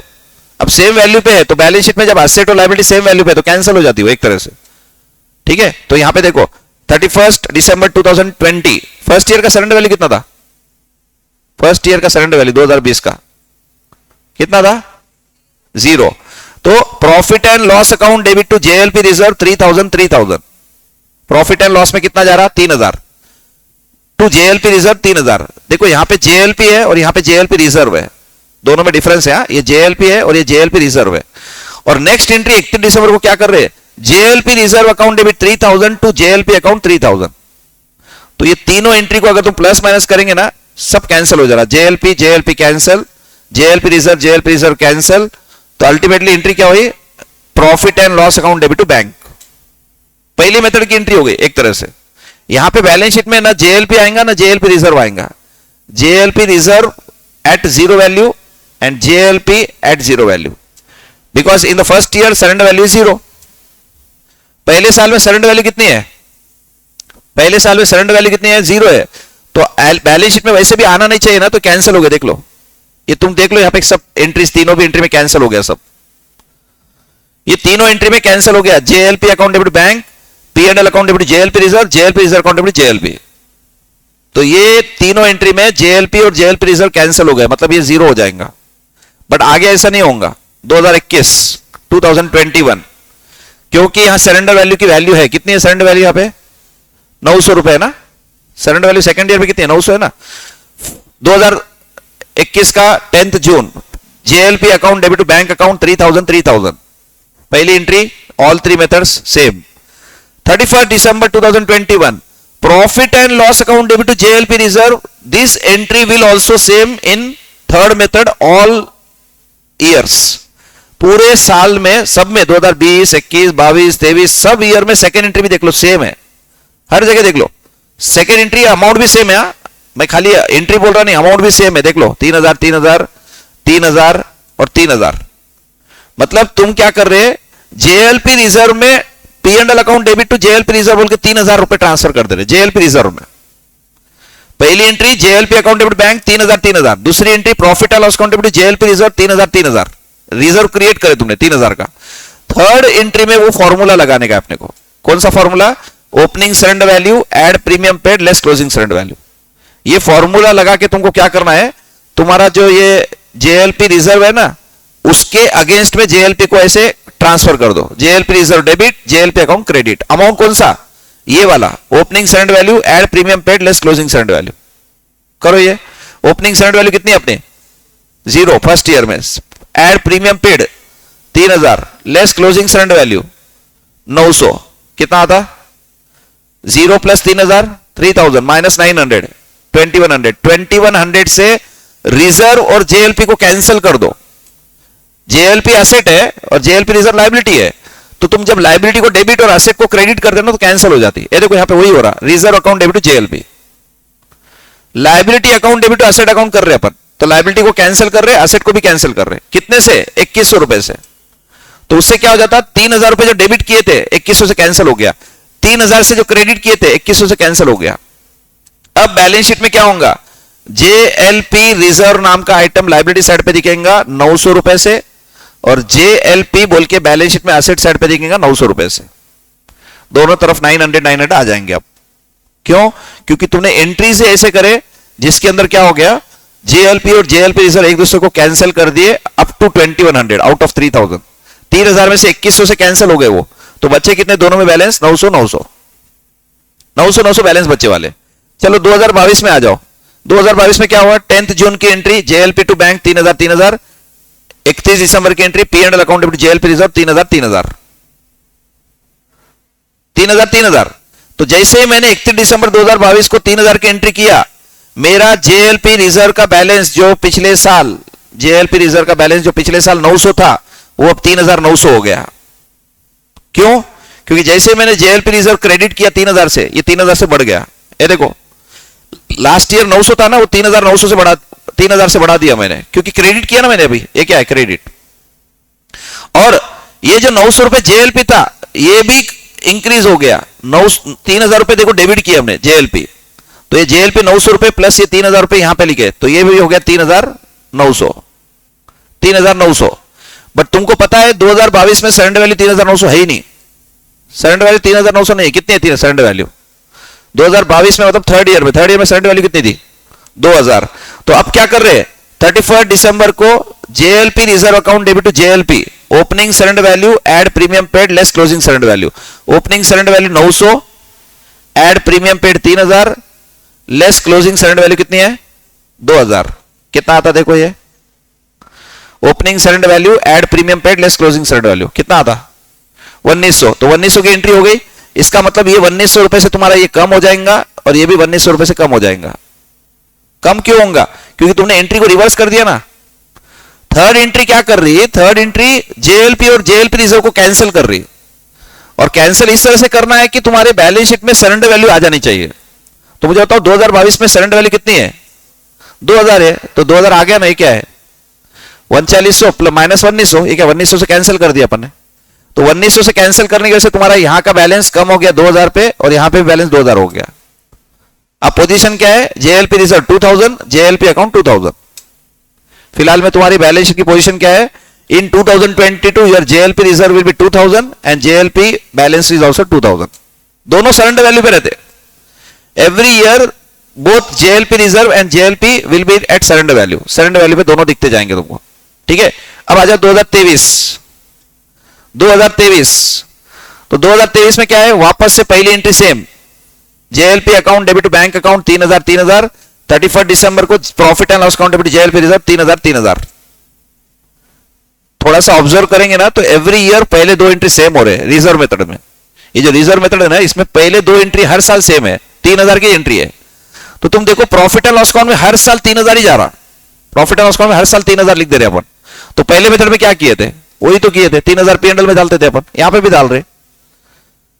फिर सेकंड मेथड में क्या था? सेकंड मेथड में हम इस तरह से एंट्रीज करते थे कि जेएलपी का बैलेंस बैलेंस शीट में दिखना चाहिए। अभी इसमें भी दिख रहा जेएलपी का बैलेंस, बट साथ में इसमें जेएलपी रिजर्व भी आ रहा लायबिलिटी साइड में। वो डिफरेंस है। पहला मेथड भी फॉलो हो रहा, क्योंकि पीएनएल में वहां 3000 पूरा लिखते थे हर साल, यहां पे भी दिख रहे पीएनएल में। तुम देख लो हर साल पीएनएल में 3000 जा रहा। कोई भी ईयर निकाल लो, 2020 का देख लो, 21 का देख लो, 22 का देख लो, 23 का देख लो, PNL account is always debited with premium amount paid. जो प्रीमियम भर रहे हो उतना पीएनएल में ट्रांसफर कर दे रहे अपन। फिर ये एंट्री से क्या हो रहा? तुम बैलेंस शीट के प्रेजेंटेशन को खाली थोड़ा चेंज कर रहे। तुम बोल रहे मुझे बैलेंस शीट में भी बताने का है और मुझे पीएनएल में 3000 भी लिखना है। तो मुझे मतलब एक्सपेंसेस मेथड भी फॉलो करना है, साथ में असेट मेथड भी फॉलो करना है। तो रिजर्व मेथड बोलता है एक काम करो, फिर एंट्रीज जो है ना जेएलपी और जेएलपी रिजर्व दोनों मेंटेन करो। जेएलपी और जेएलपी रिजर्व मेंटेन करो, तुम्हारा दोनों मेथड का यूज हो जाएगा, असेट मेथड भी और एक्सपेंस मेथड भी। तो यहां पे देखो JLP reserve account debit to JLP account 1400 कैसे आया देख लो। Opening surrender value 2000 add premium paid. Premium paid कितना है? 3000। हर साल 3000 ही देते ना। माइनस क्लोजिंग सरेंडर वैल्यू कितनी है? 3600 रुपए है। 3600 रुपए क्लोजिंग सरेंडर वैल्यू है। तो 2000 प्लस 3000 5000 माइनस 3600 कितना आया? 1400। तो तुम्हारा जेएलपी रिजर्व 3600 पे दिखेगा और जेएलपी बैलेंस शीट में 3600 पे दिखेगा। एसेट और लायबिलिटी साइड दोनों साइड 3600 रुपए पे दिखेगा। मैंने ये तो क्लियर बोल दिया तुमको कि सरेंडर वैल्यू पे दिखने वाला है। JLP is shown at surrender value. Surrender value पे जेएलपी आने वाला है। ठीक है। Now year 2024 assuming black retired on 15th April, अब मेन ईयर आ गया जहां पे है ना, समझो एक पार्टनर रिटायर हो रहा। अब पार्टनर जब रिटायर हो रहा तो बैलेंस शीट में जेएलपी भी लिखा है, बैलेंस शीट में जेएलपी रिजर्व भी लिखा है, और मान लो इंश्योरेंस कंपनी बोल रही उतना ही पैसा देंगे जितना तुमको हमने लास्ट टाइम बोला था सरेंडर वैल्यू। मैं ज्यादा कम की बात नहीं कर रहा, 3600 बोले थे हम, 3600 रुपए देते, पॉलिसी बंद कर देंगे। तो अब कम बिजनेस क्या एंट्री करेगा, फर्म क्या एंट्री करेगा, पार्टनरशिप फर्म यहां पे एंट्री क्या करेंगे, 15 अप्रैल 2024, ध्यान दो इधर, 15 अप्रैल 2024 bank account debit 3600 to JLP account 3600। जैसे ही मैं जेएलपी को क्रेडिट करूंगा 3600 रुपए से, मेरा बैलेंस शीट से एसेट साइड जेएलपी जीरो हो जाएगा।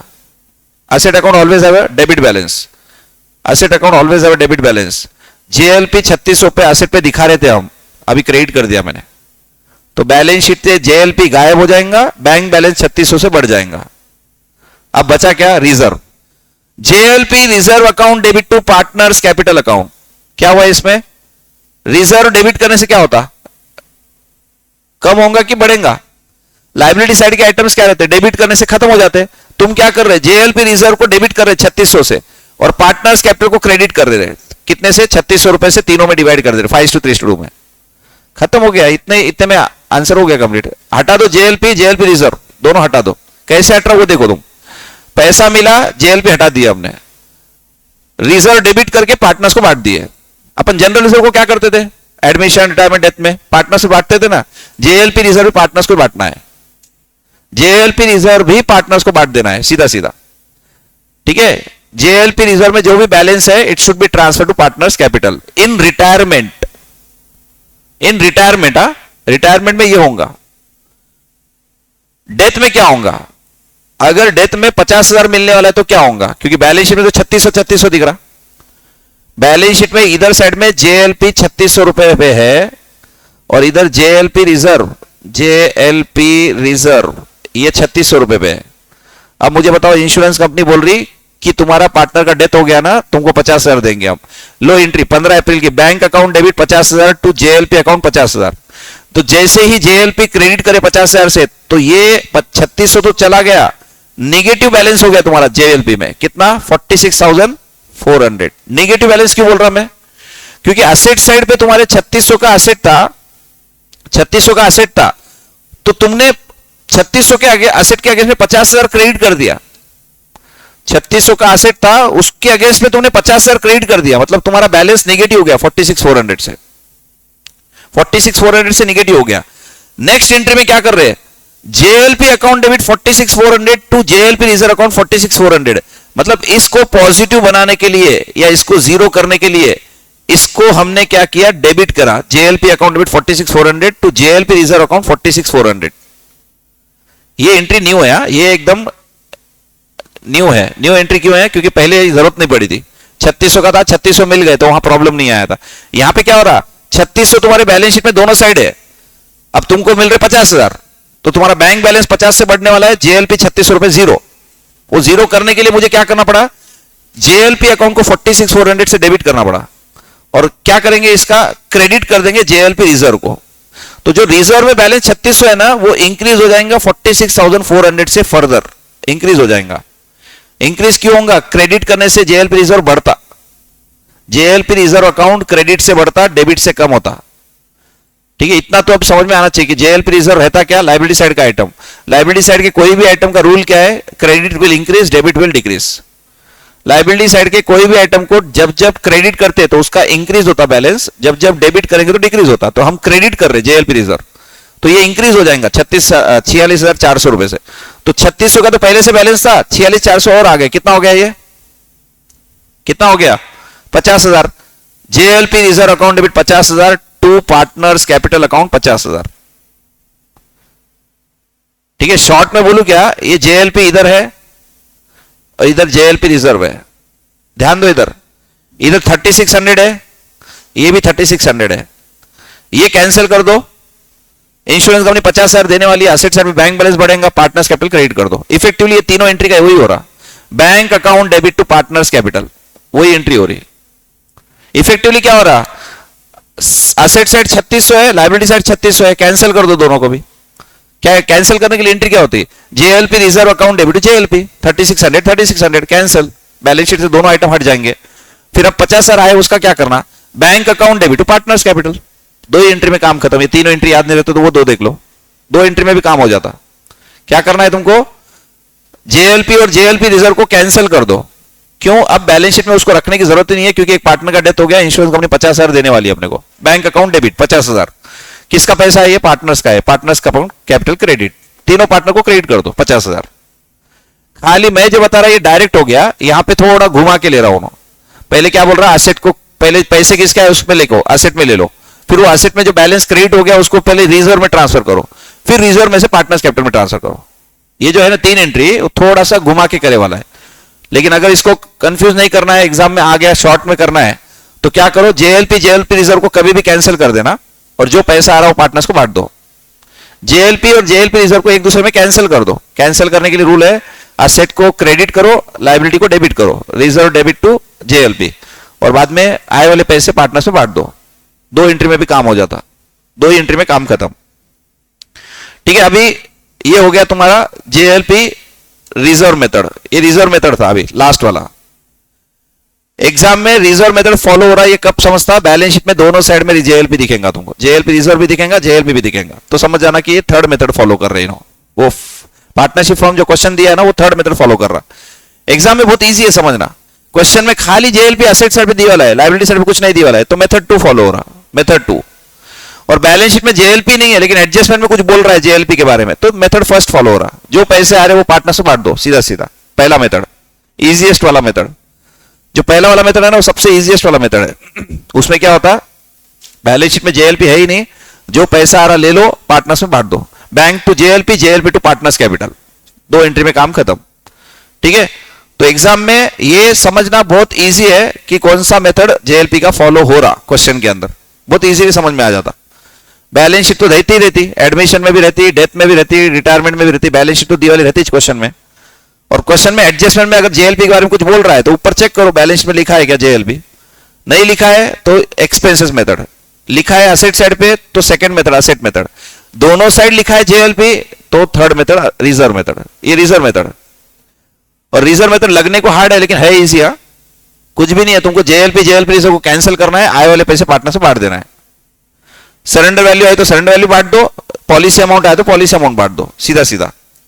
चलो अब बात करेंगे सेपरेट लाइफ पॉलिसी का, इतना डिटेल नहीं है इसका, सुनो यहां पे ए बी और सी तीन पार्टनर है और तीनों की एज में बहुत डिफरेंस होने की वजह से पार्टनर ने डिसाइड किया कि भाई पॉलिसी सेपरेट निकालेंगे, पैसा फॉर्म भरेगा, तीनों का प्रीमियम फॉर्म ही भरेगा लेकिन पॉलिसी सेपरेट निकालेंगे, ताकि अगर कोई पार्टनर का डेथ होता है तो अपने को उसका ही खाली पैसा मिलेगा, उसके लिए नहीं मिलेगा, फर्म के लिए मिलेगा। जैसे एग्जांपल सुनो, ए का एज है 60, ए की एज है 60 इयर्स, बी की एज है 30 इयर्स और सी की एज है 32 इयर्स। अब एज में अच्छा खासा डिफरेंस है, अगर तुम जॉइंट लाइफ पॉलिसी निकालेंगे ना तो इंश्योरेंस कंपनी इसको देख के पॉलिसी का प्रीमियम बोलेंगे, भाई 60 साल वाला आदमी है तो प्रीमियम का अमाउंट उसके हिसाब से निकलेगा, बहुत अमाउंट निकलेगा। प्रीमियम जो भरेंगे ना 20,000 रुपए पर मंथ हो सकता है, तो इंश्योरेंस कंपनी ने सॉरी पार्टनर से डिसाइड किया यार 20,000 तो बहुत ज्यादा हो जा रहा, इसकी अपन एक काम करेंगे, ए के लिए 5 लाख की पॉलिसी निकालेंगे, बी के लिए 3 लाख की पॉलिसी निकालेंगे और सी के लिए 3 लाख की पॉलिसी बोल रहा मैं। तो इसका प्रीमियम आ रहा 12,000, ध्यान दो इधर, इसका प्रीमियम आ रहा 12,000 ए का, क्योंकि इस 60 साल की एज है तो प्रीमियम ज्यादा ही आने वाला है। इसका एज 30 है, 3 लाख की पॉलिसी है, इसका प्रीमियम आ रहा 2,500 और इसका 32 साल का है, इसका प्रीमियम आ रहा 2,500। तो मुझे बताओ 12 प्लस 5 2,500 प्लस 2,500 कितना हो रहा, कितना हो रहा 17,000। पहले 20,000 भरने से अच्छा, जॉइंट लाइफ पॉलिसी निकालते थे 20,000 भरते थे अपन, उससे अच्छा 17,000 में काम होता। खाली इतना है, ए का डेथ हुआ तो 5 लाख मिलेंगे, बी का डेथ हुआ तो 3 लाख मिलेगा और सी का डेथ हुआ तो 3 लाख मिलेगा और तीनों का डेथ हुआ तो पूरे मिलेंगे 5 + 3 + 30। सेपरेट लाइफ पॉलिसी मतलब क्या है, सेपरेट पैसे देने पड़ेंगे इंश्योरेंस कंपनी को। दो लोगों का डेथ हो गया तो दोनों की पॉलिसी अमाउंट मिलेगी तुमको। अब यहां पे प्रॉब्लम क्या है, सपोज डेथ नहीं हुआ, ध्यान दो इधर, सेपरेट लाइफ पॉलिसी में क्या होता, ए बी सी डेथ नहीं हुआ, ए रिटायरमेंट ले रहा, ए बोल रहा कि मेरी एज ज्यादा हो गई और मेरे को अभी यहां से फर्म में से रिटायरमेंट लेना है। 4 साल प्रीमियम भरने के बाद, 4 साल से प्रीमियम भर रहे, अब ए बोल रहा है कि मुझे रिटायरमेंट चाहिए, तो रिटायरमेंट चाहिए ना, तो ए बी सी का काम क्या रहेगा, बातें मत करो बीच में। ए बी सी का काम क्या रहेगा, सबसे पहले तीनों पॉलिसी की सरेंडर वैल्यू पूछो इंश्योरेंस कंपनी को। इंश्योरेंस कंपनी बोला कि आप 4 साल से प्रीमियम भर रहे 12,000 इंटू 4 48,000, इसका हम आपको 6,000 रुपए देंगे। ये कैलकुलेशन में अंदाजे से बोल रहा हूं, नंबर वो इंश्योरेंस कंपनी बताती है अपने को और क्वेश्चन में दिया वाला रहता, इसके 6,000 सरेंडर वैल्यू मिलेंगे। ये आप 4 साल से भर रहे 10,000 रुपए, इसका हम आपको 2,500 रुपए देंगे। 10,000 भरे अपन इंश्योरेंस कंपनी को, 4 साल से भर रहे पैसे, बट इंश्योरेंस कंपनी बोल रही पॉलिसी बंद करो, 2,500 रुपए तुम्हारे को इसके हम दे देंगे और इसके भी 2,500 दे देंगे। अब मुझे बताओ ए रिटायर हो रहा, तो ए क्या बोलेगा, आज तक ये प्रीमियम जो है फर्म भरा, तो ये जो सरेंडर वैल्यू है तीनों भी 6,000 प्लस 2,500 प्लस 2,500 कितना हो रहा है, 11,000 होता क्या, तीनों का टोटल कितना होता, उसको भी कैलकुलेटर लगता क्या, 11,000। तो 11,000 रुपए में मेरा हिस्सा कितना है, ए बोल रहा मेरा हिस्सा है 5/10, सपोज रेशियो है 5:3:2, 5/10 मेरा हिस्सा है, तो 11,000 का 5/10 कितना होता, 5,500। मुझे 5,000 रुपए 500 रुपए क्रेडिट करो, तीनों की सरेंडर वैल्यू का हिस्सा चाहिए मुझे, मेरे पॉलिसी का सरेंडर वैल्यू का हिस्सा मुझे नहीं चाहिए, मुझे तीनों के चाहिए, क्योंकि तीनों का प्रीमियम फर्म ने भरे वाला है। सेपरेट लाइफ पॉलिसी है, तो सेपरेट लाइफ पॉलिसी में क्या होता है, सरेंडर वैल्यू तीनों की टोटल करना पड़ेगा, उसका अपने को अमाउंट जो है उसको देना पड़ेगा, किसको, जो ए रिटायर हो रहा है उसको। ए रिटायरमेंट के टाइम क्या बोलता कि तुम बी और सी को बोलता तुम कंटिन्यू करो पॉलिसी, मुझे कोई लेना देना नहीं, पॉलिसी कंटिन्यू करो, तुम्हारी सेपरेट पॉलिसी है अपनी। सेपरेट पॉलिसी में क्या होता है, तुम कंटिन्यू कर सकते, इंश्योरेंस कंपनी को बोलो कि खाली ए रिटायर हो रहा, बी और सी कंटिन्यू है, उनकी पॉलिसी चलते रहेंगे, उनका प्रीमियम भरते रहो 2,500। लेकिन आज अगर सरेंडर कर दिए, फर्म बंद करने का डिसीजन लिया अपन ने, तो इंश्योरेंस कंपनी को बोलेंगे पॉलिसी का हमको सरेंडर वैल्यू दो, तो तीनों भी सरेंडर वैल्यू तुमको मिल सकती आज के डेट पे। तो ए बोलता कि मुझे मेरा हिस्सा प्लस तुम्हारा दोनों का हिस्सा का कितना चाहिए, 5/10 चाहिए, तो 11,000 का 5/10 5,500 रुपए मांगेगा ए।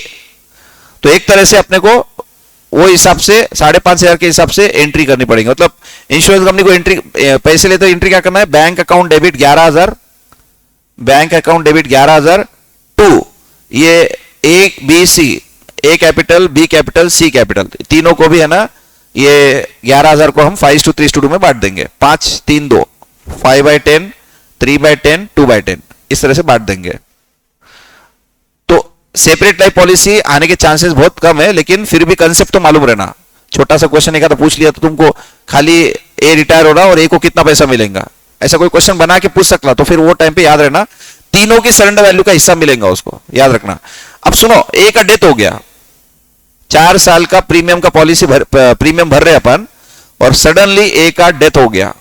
ए का डेथ हो गया तो इंश्योरेंस कंपनी क्या देने वाली है, क्या देने वाली है, 5 लाख। ये 5 लाख में जो भी हिस्सा ए का रहेगा उसका रिप्रेजेंटेटिव वो तो मांगेगा ही मांगेगा, साथ में इन दोनों की सरेंडर वैल्यू भी मांगेगा, क्योंकि भाई इसका डेथ हो गया, 5 लाख फर्म को मिल रहा, लेकिन आज अगर ये दोनों ने पॉलिसी बंद करवा दी तो इनको 2,500 भी तो मिलेगा ना। तो ए का डेथ हो गया बोल के 5 लाख मिल रहे, लेकिन ये 2,500 में तो उसका हिस्सा है ए का हिस्सा वो 2,500 में भी तो है ना, क्योंकि तीनों की पॉलिसी किस प्रीमियम कौन भर रहा, फर्म भर रहा, तीनों की पॉलिसी का प्रीमियम फर्म भर रहा, तो तीनों की कुछ ना कुछ। अब ये दोनों की सरेंडर वैल्यू क्यों लेना पड़ रहा, क्योंकि बी और सी लाइव है, ए का डेथ हो गया, तो ए का डेथ होने की वजह से ए को 5 लाख का अमाउंट फर्म को दे, मतलब इंश्योरेंस कंपनी से 5 लाख लेंगे हम ए के लिए, और बी और सी के लिए क्या बोलेंगे कि बी और सी की सरेंडर वैल्यू जो भी है वो भी ऐड करो। तो मतलब यहां पे ना अपन जब ए को हिस्सा देंगे ये सेपरेट लाइफ पॉलिसी में, तो 5 लाख प्लस 2,500 प्लस 2,500 ये दोनों की सरेंडर वैल्यू टोटल मिला कितना होता है, 5,05,000। 5,05,000 का 5/10 ए को हिस्सा मिलेगा। सेपरेट लाइफ पॉलिसी में जब किसी पार्टनर का डेथ हो जाता तो हमको क्वेश्चन पूछता कि वो पार्टनर को कितना क्लेम मिलेगा सेपरेट लाइफ पॉलिसी में। तो याद रखना अपन गलती क्या करते हैं, सीधा सीधा वो 5 लाख का 5/10 निकाल लेते हैं, 5 लाख का 5/10 उसको मिलेगा, अरे वो तो मिलना ही है, साथ में दोनों की सरेंडर वैल्यू का भी मिलेगा।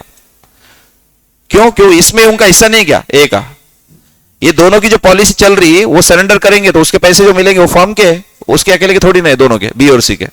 तो याद रखना डेथ होने वाले पार्टनर की policy amount and remaining partners का सरेंडर वैल्यू, उसका टोटल करके उसका 5/10 निकालना है। क्वेश्चन क्या पूछता कि ए को कितना देना चाहिए, सेपरेट लाइफ पॉलिसी है, ऐसा ऐसा हुआ, सरेंडर वैल्यू है, सब बोल देता अपने को, और लास्ट में क्वेश्चन क्या रहेगा, what amount A will get या deceased partner of A will get, separate life policy में ए के डिसीज पार्टनर जो उसका रिप्रेजेंटेटिव है, जो भी उसका फैमिली मेंबर, उसको कितने पैसे देने पड़ेंगे पॉलिसी के। तो तुमको एक कंसेप्ट मालूम रहना पड़ता कि सिर्फ ए के डेथ के अमाउंट का नहीं मिलेगा, बी और सी के सरेंडर वैल्यू में भी उसका हिस्सा मिलेगा उसको। तो 5 लाख प्लस 2.5 5 लाख 5,000 का 5/10 निकालना पड़ेगा। ठीक है, तो ये लॉजिकली इसमें भी हिस्सा मिलना चाहिए उनको। डेथ भले ए का हुआ लेकिन पॉलिसी किसकी थी, फर्म की थी। तो फर्म की थी, तो 5 लाख में जब दोनों हिस्सा मांग रहे बी और सी, तो बी और सी के सरेंडर वैल्यू में ए को क्यों हिस्सा नहीं मिलना चाहिए। जब ए का डेथ हुआ और 5 लाख रुपए जो फर्म को मिल रहे, वो 5 लाख तीनों में बांट रहे, ए बी सी में। अब ए का डेथ हुआ लेकिन बी और सी तो लाइव है ना, तो उनके सरेंडर वैल्यू में ए को हिस्सा क्यों नहीं मिलना चाहिए। भले वो छोटा अमाउंट होगा, 5,000 ही होगा, 2,500, लेकिन उसमें भी हिस्सा उसको देना चाहिए। तो अपने को कैलकुलेशन करते याद रखना है, डेथ वाले पार्टनर का policy amount plus live partner का सरेंडर वैल्यू टोटल करके लेना है अपने को। तो यहां पे एंट्री है, देखो, bank account debit to separate life policy of the deceased partner, separate life policy of the deceased partner assured value, that is policy amount, separate life policy of the remaining partners, that is surrender value.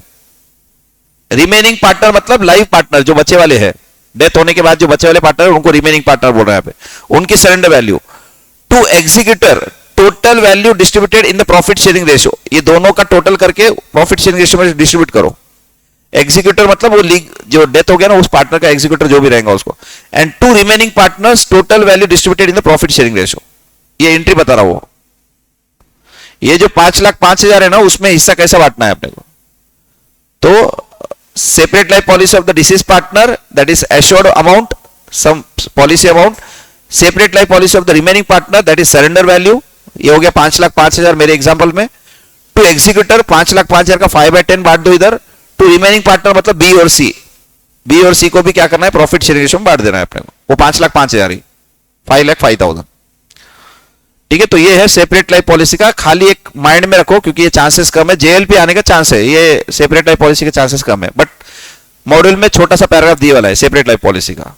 ठीक है, और last आज का एक और छोटा point है कि अगर सुनो कोई पार्टनर का, सुनो ये सेक्शन 37 तुमने पार्टनरशिप का पढ़े कि नहीं पता नहीं मुझे। सेक्शन 37 बोल के कंसेप्ट है, क्या है सुनो एक बार। सेक्शन 37 पार्टनरशिप में आता, डेथ के अंदर भी आता, रिटायरमेंट के अंदर भी आता। ये क्या है सुनो, इधर ध्यान दो। ए बी और सी 3 पार्टनर है। अच्छा, ये पूरा जो मैंने दिया ना नोट्स में, ये पढ़ लिए तो बहुत अच्छे से समझ में आ जाता तुमको, लेकिन फिर भी मैं समझा रहा हूं। यहां पे ए बी और सी 3 पार्टनर है। सी का डेथ हो गया, हिसाब निकाले पूरा, सब गुडविल, ये वो, कैपिटल, सब कुछ, जेएलपी वगैरह सब का कैलकुलेशन निकाले। 5 लाख रुपए उसका कैपिटल का बैलेंस निकला। मतलब ए और बी ने 5 लाख रुपए देना उनके एग्जीक्यूटर को, जो भी सी का रिप्रेजेंटेटिव है ना उसको 5 लाख रुपए देना, ये डिसाइड हो गया। बट ए का 10 लाख का कैपिटल है और बी का 10 लाख का कैपिटल है, और इन्होंने क्या करे, सी को उसका हिसाब नहीं करे, मतलब 5 लाख निकाल लिए लेकिन ये देने की बात नहीं करे। उसके एग्जीक्यूटर ने भी गड़बड़ नहीं किया। उसका एग्जीक्यूटर बोला कि ठीक है 5 लाख निकल गया ना, बस मुझे एक बार अमाउंट मालूम करना था, कितना अमाउंट आना है, 5 लाख रुपए। तो कब देने वाले, हम जैसे ही हुआ हम दे देंगे। ए और बी क्या बोल रहे हैं, जैसा ही पॉसिबल हुआ हम 5 लाख रुपए तुम्हारे वापस कर देंगे। हम दोनों बिजनेस को कंटिन्यू कर रहे हैं, ए और बी। अब सुनो ध्यान से, ये पैसे 5 लाख रुपए हमने वापस नहीं करे। अब सी के एग्जीक्यूटिव के पास सेक्शन 37 बोलता कि उसके पास 2 राइट्स है। सेक्शन 37 बोलता कि सी के पास 2 राइट्स है। क्या राइट्स है यहां पे, एक तो सी बोल सकता मुझे प्रॉफिट में हिस्सा दो। सी का मतलब सी के एग्जीक्यूटर, सी तो चला गया ना ऊपर, सी कैसे बोलेगा। तो सी का एग्जीक्यूटर जो भी है, रिप्रेजेंटेटिव, उसके फैमिली मेंबर जो भी है, उन्होंने पार्टनरशिप एक्ट बहुत अच्छे से पढ़ा हुआ है, उनको मालूम है कि क्या मेरे पास राइट्स है पैसे मांगने के। तो 5 लाख में प्रॉफिट का हिस्सा मांग सकता हो, या फिर 6% से इंटरेस्ट मांग सकता। ये कब मालूम क्या, जब 5 लाख रुपए देने का डिसीजन नहीं हुआ कि कब देने वाला है और कितने टाइम के बाद देने वाला है, और ए और बी दे ही नहीं रहे। साल हो गया, 1 साल हो गया, और ये 1 साल में ना सी जाने के बाद ए और बी ने ना 5 लाख रुपए कमाए। ध्यान दो इधर, 5 लाख रुपए प्रॉफिट कमाए उन्होंने। तो सी के एग्जीक्यूटिव क्या बोल सकते हैं, 5 लाख में टोटल 25 लाख का 10 + 10 + 5, 25 लाख का कैपिटल है। तुमने 5 लाख रुपए कमाए, तो उसमें मेरे 5 लाख रुपए है। मेरे 5 lakh divide by total capital of all partners into 5 lakh profit, ये प्रॉफिट है। ये मुझे कितना आता है देखो, 5 लाख इंटू 5 लाख डिवाइड 25 लाख, 25 लाख है नीचे, तो 5 कितना आता है, 1 लाख आता क्या, 1 लाख। तो सी बोल सकता कि ये 5 लाख रुपए, मतलब सी के रिप्रेजेंटेटिव जो भी है फैमिली मेंबर्स, वो बोल सकते 5 लाख रुपए तो चाहिए हमको, ये साल भर का प्रॉफिट भी चाहिए 1 लाख। अब यहां पे अपना माइंड एक्सेप्ट नहीं करता कि पार्टनर जिसका डेथ हो गया वो प्रॉफिट कैसे मांग रहा, मेहनत तो ये दोनों कर रहे।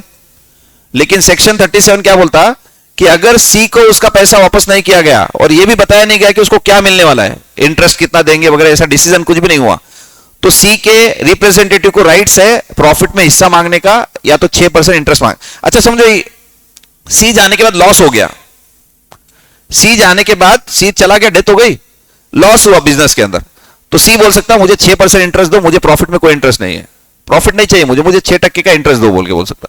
मतलब 5 लाख पे 6% इंटरेस्ट मांगेगा वो, क्योंकि साइलेंट था बोल के। अच्छा ये कब अप्लाई होगा सेक्शन 37, जब इनका ए और बी ने ना सी के रिप्रेजेंटेटिव को ये बताया नहीं कि तुमको हम कैसे देंगे पैसे, इंटरेस्ट वगैरह का डिसीजन नहीं हुआ। हाँ अगर ए और बी ने बोल दिया कि हम ये 5 लाख रुपए आपको 12% इंटरेस्ट से देंगे, तो फिर ये अप्लाई नहीं होता सेक्शन 37।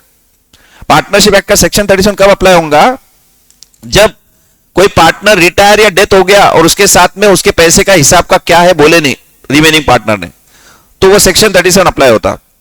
और सेक्शन 37 क्या बोलता पार्टनरशिप एक्ट का, आउटगोइंग पार्टनर जो भी रहता उसको 2 राइट्स है, 2 में से वो विच एवर इज हायर वाला चूज करेगा। प्रॉफिट में प्रोपोर्शनेट अमाउंट मांग सकता वो, और दूसरा 6% से इंटरेस्ट मांग सकता। तो लॉस हुआ तो 6% से इंटरेस्ट ले लेगा, लॉस नहीं हुआ तो प्रॉफिट में हिस्सा मांगेगा, जो उसके लिए बेटर रहेगा वो देखेंगे उन्होंने, ठीक है। और ये कब अप्लाई होगा सेक्शन 37, जब पार्टनरशिप डीड सॉरी मतलब ये ए और बी जो है ना, जब सी का हिसाब कर रहे थे, सी के हिसाब करते वक्त उसके अमाउंट का देने की बात ही नहीं करे, ये अमाउंट देने का कब, कितने दिन के बाद, क्या रेट से इंटरेस्ट वगैरह कुछ रहेगा क्या, कुछ भी बात नहीं की है। खाली सी के रिप्रेजेंटेटिव को क्या बोलते फैमिली मेंबर्स को कि आपका जो ये 5 लाख रुपए निकला हिसाब, हम तुमको जितना हो जल्दी दे देंगे, और दे रहे नहीं, साल हो गया, 6 महीने हो गए, 8 महीने हो गए, तो फिर वो सी के जो घर वाले मेंबर्स है ना, वो घर वाले बोल सकते हैं कि हमको जो भी प्रॉफिट कमा है उसमें हिस्सा दो, प्रॉफिट में हिस्सा मांग सकते हो। Total capital of all 3 partners divide करना है, मल्टीप्लाई बाय ऊपर क्या करना है, सी का कैपिटल जो आखिरी में हिसाब होकर निकले वाला है, इनटू प्रॉफिट, प्रॉफिट जो कमाए उसको मल्टीप्लाई करना है, प्रोपोर्शनेट, सीधा सीधा। भाई 25 लाख से तुमने 5 लाख कमाए, उसमें मेरे 5 लाख थे, तो मेरा प्रॉफिट कितना होता, ऐसा कैलकुलेट करके वो सी के जो रिप्रेजेंटेटिव है ना, वो बोल सकते हैं हमको 1 लाख का प्रॉफिट दे दो। लॉ बोलता है उनको राइट है ये मांगने का, क्योंकि तुमने बोला नहीं और 5 लाख रुपए का यूज किया तुमने, कहीं ना कहीं वो डेथ होने के बाद में भी वो 5 लाख रुपए तुम बिजनेस में यूज कर रहे हो, उसको बिना बोले उसके रिप्रेजेंटेटिव को पैसा वापस कर देते तो कोई प्रॉब्लम नहीं था, पैसा वापस नहीं कर रहे, यूज कर रहे बिजनेस के अंदर, तो तुमको प्रोपोर्शनेट प्रॉफिट भी देना पड़ सकता, या तो प्रॉफिट या तो 6% interest, which ever is better, तुम्हारे लिए जो फायदे का है वो डिसीजन तुम ले सकते हैं। मतलब ए और बी के अगेंस्ट है ये 37 सेक्शन। ए और बी की गलती क्या हो गई, उन्होंने बताया नहीं सी को कि हम तुम्हारा पैसा इतने दिन के बाद बिना इंटरेस्ट के देंगे, बिना इंटरेस्ट के देंगे ऐसा बोल देते ना, तो इंटरेस्ट देने फिर सेक्शन 37 अप्लाई नहीं होता। ठीक है, ये पूरा पढ़ लो तुम सेक्शन 37 वाला पॉइंट, क्योंकि इसका एग्जाम्पल दिया है मॉड्यूल के अंदर, और एग्जाम में मान लो कहीं पे 5 मार्क के लिए क्वेश्चन डाल दिया तो पता रहना चाहिए कि ऐसा कुछ है बोल के। तो यहाँ पे मैंने सिंपल एग्जाम्पल लेके सब एक्सप्लेन किया वाला है, तो एक बार पढ़ के छोड़ दो, अगर एग्जाम में आए तो कुछ करने आना बोल के। तो ये हो गया तुम्हारा जेएलपी का पॉइंट पूरा। ठीक है, मॉडल टेस्ट पेपर के अंदर कहां कहां पे जेएलपी के 2 पॉइंट्स, 2 जगह है, 2 क्वेश्चन में, 2 एमटीपी के अंदर, तो मैं वो तुमको मॉडल टेस्ट पेपर का नंबर और क्वेश्चन नंबर ग्रुप पे सेंड करूंगा, तो एक बार देख लो आज जाके।